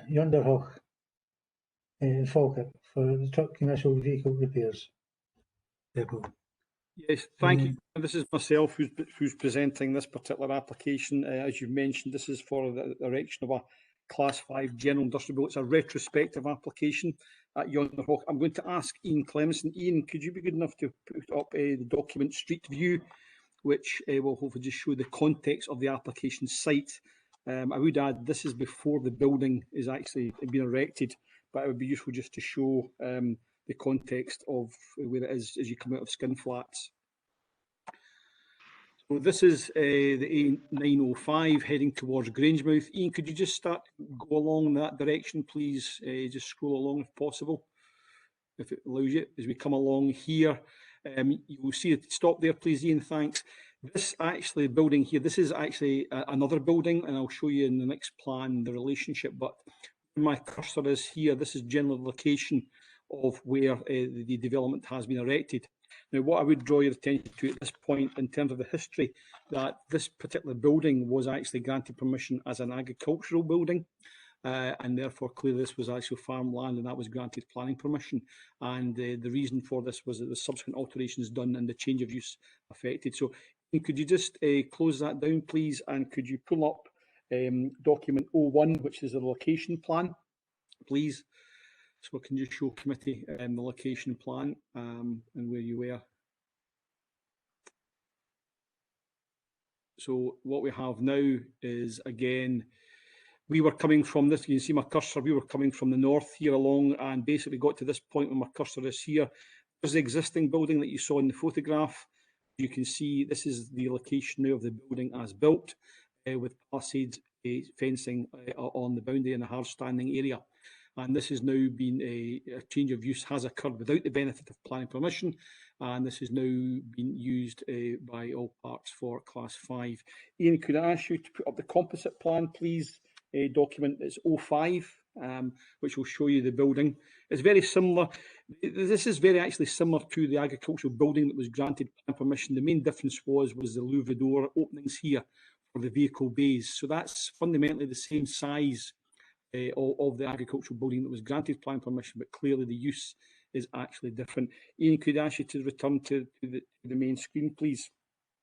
So in terms of this application, you'll see from the report there have been no objections raised in the consultations from SEPA, from the Roads Department, and there have been no comments offered from Environmental Protection.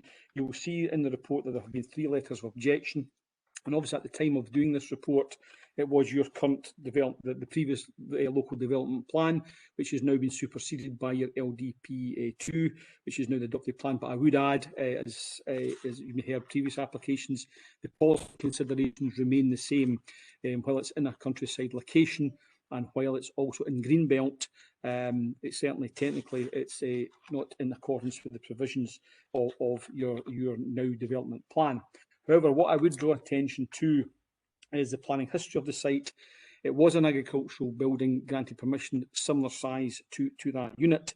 What I would say, though, is that clearly you'll see from the planning history, and also particularly the economic climate, which we think in this particular location, given the situation we're finding ourselves in the COVID pandemic, you'll see that the applicants have encountered difficulties in that they're having to relocate from their existing site in Bonnybridge. And there are a number of employees, and in light with the economic viability of their business in light of the COVID pandemic, they were needing an alternative location. While it's something we don't condone, we'd rather obviously had discussions prior to them relocating into this building. That's not what we're faced with. And what we have decided and consider relevant is that while it is in a Greenbelt location, given the fact that it had previous consent for an agricultural building of a similar scale and size, and taking into consideration in this particular instance the economic climate that we find ourselves in, we feel this is a material consideration and does place some weight on that. And we feel on balance, while this is a Greenbelt location in a countryside setting, I would add that the proposed landscaping, there's going to be a landscaping which will actually soften the impact of that building, and there are conditions that cover that. So in short, It's felt on balance that the economic climate and the situation that's evolved with the business, being a local business, we feel on balance this actually outweighs the current development plan, and therefore you'll see that the recommendation is to grant planning permission subject to the conditions. Thank you, Convener. Okay, thanks very much for that. I would certainly concur that with regards to the assessment, where we are post-COVID, if we're not post-COVID yet, but certainly the local industry and commerce has taken a hit. Whether it remains as part of the Greenbelt or not is open to question.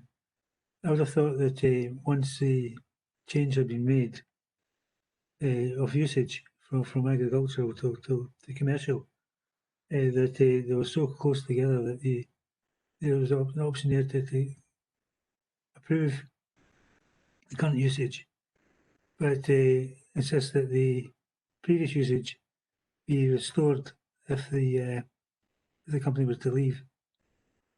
That way we maintain the integrity of the local plan, and also assist the company that I think is in need of assistance. I don't know if that's possible, Convener. Ian, sorry. I think we touched where we had the first item this morning in terms of the use class. This is a class 5 use, and certainly is the view of officers that there's been a lot of work going on during the consideration of this application, and indeed we have secured, and we are in the process of securing further detailing to ensure that the building itself and the hard standing area, there will be a degree of landscaping which in time will mature. And while it is a green belt and general allocation that is open, it's felt in time this will actually building area will blend in, and in effect, leaving aside this small area of the site, the remaining will still remain green belt. So it's felt on balance that while possibly we don't tend to use personal permissions in this. It's very unusual these days. I think the normal guidance is if it's a class 5 use is acceptable in this location, then class 5 it should be. And I think the key thing here, though, is we're comfortable that in time that with the landscape boundary treatment that we're securing, and the fact is the building still has the appearance, it's a large agricultural style building, albeit with louver doors. We think the landscaping will actually be able to soften the impact of this in time, and we feel that possibly this can be a standalone area, individual planning unit within the green belt that potentially doesn't really necessitate a need for a personal permission in this instance. Right, that's perfectly acceptable to myself. I'd formally move that as a conclusion to this particular issue. My concern was that we were losing greenbelt. Agricultural properties obviously are treated differently, industrial and commercial. And but if there's a retention of part of the site, at least in the greenbelt, then that resolves that particular issue. So I'm happy to move the recommendations contained within the report. Any comments on the floor? Councillor McCluckie? Councillor McCluckie? Right, thanks, Convener. What I would say in this report is I agree with your assessment, and obviously these teams with jobs and not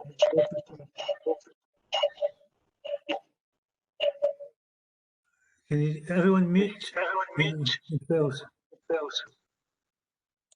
I agree, as I said, with your summing up there, but what I would say is something I said in relation to the White Close application and the one in Madison and every other one that comes in with jobs. In the report here, it mentions that the development could secure some 25 jobs, but I take it came from the applicant. And what should be happening is for economic development, and I know Labour Group's raising this week, but the fact that the economic development is such a priority and is a material planning decision, right, that in the recommendation, right, it should have been saying there that, I support that as material consideration jobs from economic development. And that's what should be coming in with any job. And like I say, this is going to the local plan, like you say, is green belt, but obviously there's times support it.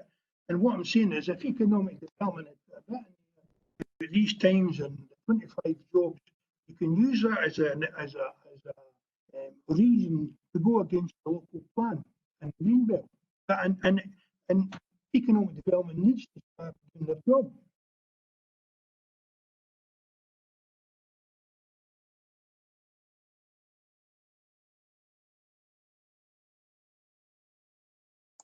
You're on mute, David. So, Councillor Murtagh?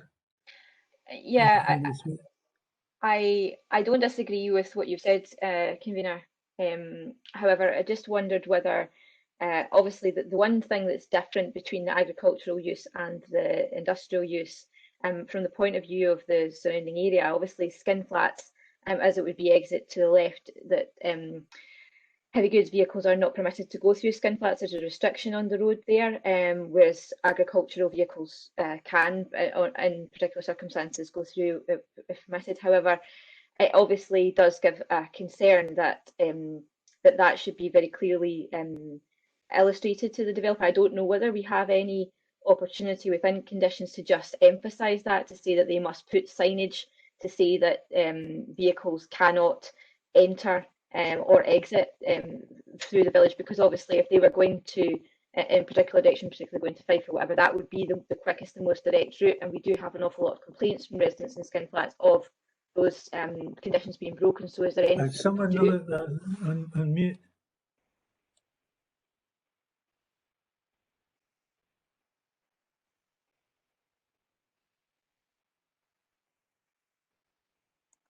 It looks like Donald Campbell. Laura? Sorry, could you not hear what I said? Last part was lost.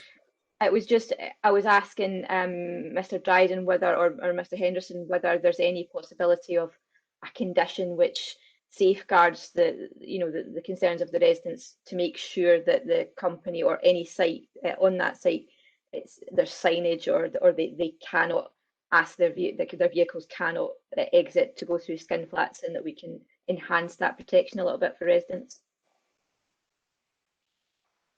Vina, I'm happy to come back in just to clarify what Councillor Murtagh's mentioned. It's a valid point. What I could probably suggest, I think, possibly actually imposing a specific condition on the permission on matters out with the control of the application site. I think it'd be difficult. I'm not sure it would actually meet the test. However, what I do think would be relevant is it is capable, it's competent to put an informative. And I think the businesses there, we would certainly be happy to put as an informative advisory that we would suggest as good neighbour relations and in taking cognizance of the road network, that would they adhere to what you've advised. So I think it's certainly best we could certainly put an advisory, attach that to the decision letter rather than actually a planning condition. But certainly an advisory, I think, is certainly something we could do if you're happy with that. That would give me more comfort, knowing that we could add that to it. I know that planning conditions are difficult to enforce anyway, but it's important that that point is made for residents. We could do that, an advisory, yes.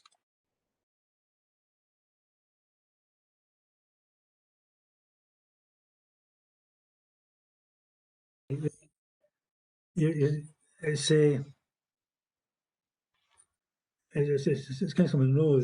Certainly the light to your back, Councillor Monroe, and all I can see is a silhouette. So I apologise to both yourself and Councillor Coombs. You wish to indicate you want to speak?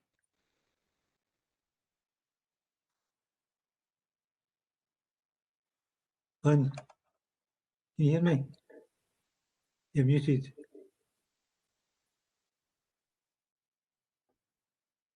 Lynn Monroe. Yes, convener. I didn't have my hand up, although Gary Bowes and James Kerr both did. Maybe I'll have to move my computer if there are two big windows behind me, so I suppose that is contributing to the problem we're seeing. I'm sorry about that. No problem at all. Mr. Bowes, Councillor Bowes. First of all, can I second your motion, convener? My reading of this is that there was a planning application done for the agricultural building. The people then possibly didn't get the best from, and I'm only going from what's in the papers, they probably didn't get the best advice from their professional advisors, and I think they probably thought they could adjust the slight adjustment that they've done to it to doing what they're doing. I'm not a fan normally of retrospectives, but I can understand how this one got to where it is. You add in the addition of the jobs thing, then to be honest with you, I think this is one that is a retrospective that I'm happy to go and happy to go with the officer's recommendations on this. Okay, thank you for that. We can agree. Yes, Councillor Kerr. Thank you, Convener. That's very heartening that Mr Dryden mentioned about the economic development. I think this is very important going forward, and I hope the officers and the committee give this the same thought and consideration when other sites come in. I don't know how many people's actually passed this area. I've passed it many times and wondered how it had ever been on it, because it's completely different to the original site. There's a path goes between the two sites. The path goes straight to the Kelpies. So there's a differentiation between site 1, where the original agricultural shed was, to the site where they've built the units. There's one building, but it's 4 units. There's 4 different roller shops. There is now 2 entrances to the property. New entrance onto the road, the Skinflats Road. I'm no against it, Convener. All I'm saying is it's no the picture's not getting painted to what is really there. It's built on green land, and as when Mr Clemerson put the photo up, when you see the building at the back and the field before it, it's built in the middle of the field. So it's built in green land. It's used, as Councillor Murtagh says, it's used for high-ab lorries, which are big lorries. So that's where they go to get repaired. And there is a potential for them to go through Skinflats. And I'm not saying I'm against it, Convener. All I'm saying is the picture that's getting painted isn't the picture that's there.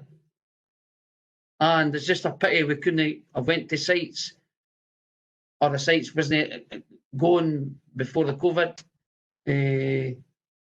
Because if you go past it, you'll see it's completely different from what we think it is. Thank you, Convener. Okay, can I just clarify one point? There's nothing to stop members, in fact it's encouraged in the planning legislation, from making their own way to a site in order to see for themselves just exactly what's there. This particular one is wide open, so therefore it would be an ideal site just to drive past and see for yourselves. But there's nothing stopping members from doing that. Ask if there's anyone otherwise minded. No, can we accept the report and accept the recommendations? Agree. Okay. Agreed. Great. Thank you for your longevity, colleagues, and thank you for your courtesies as well. Vote of thanks for the chair.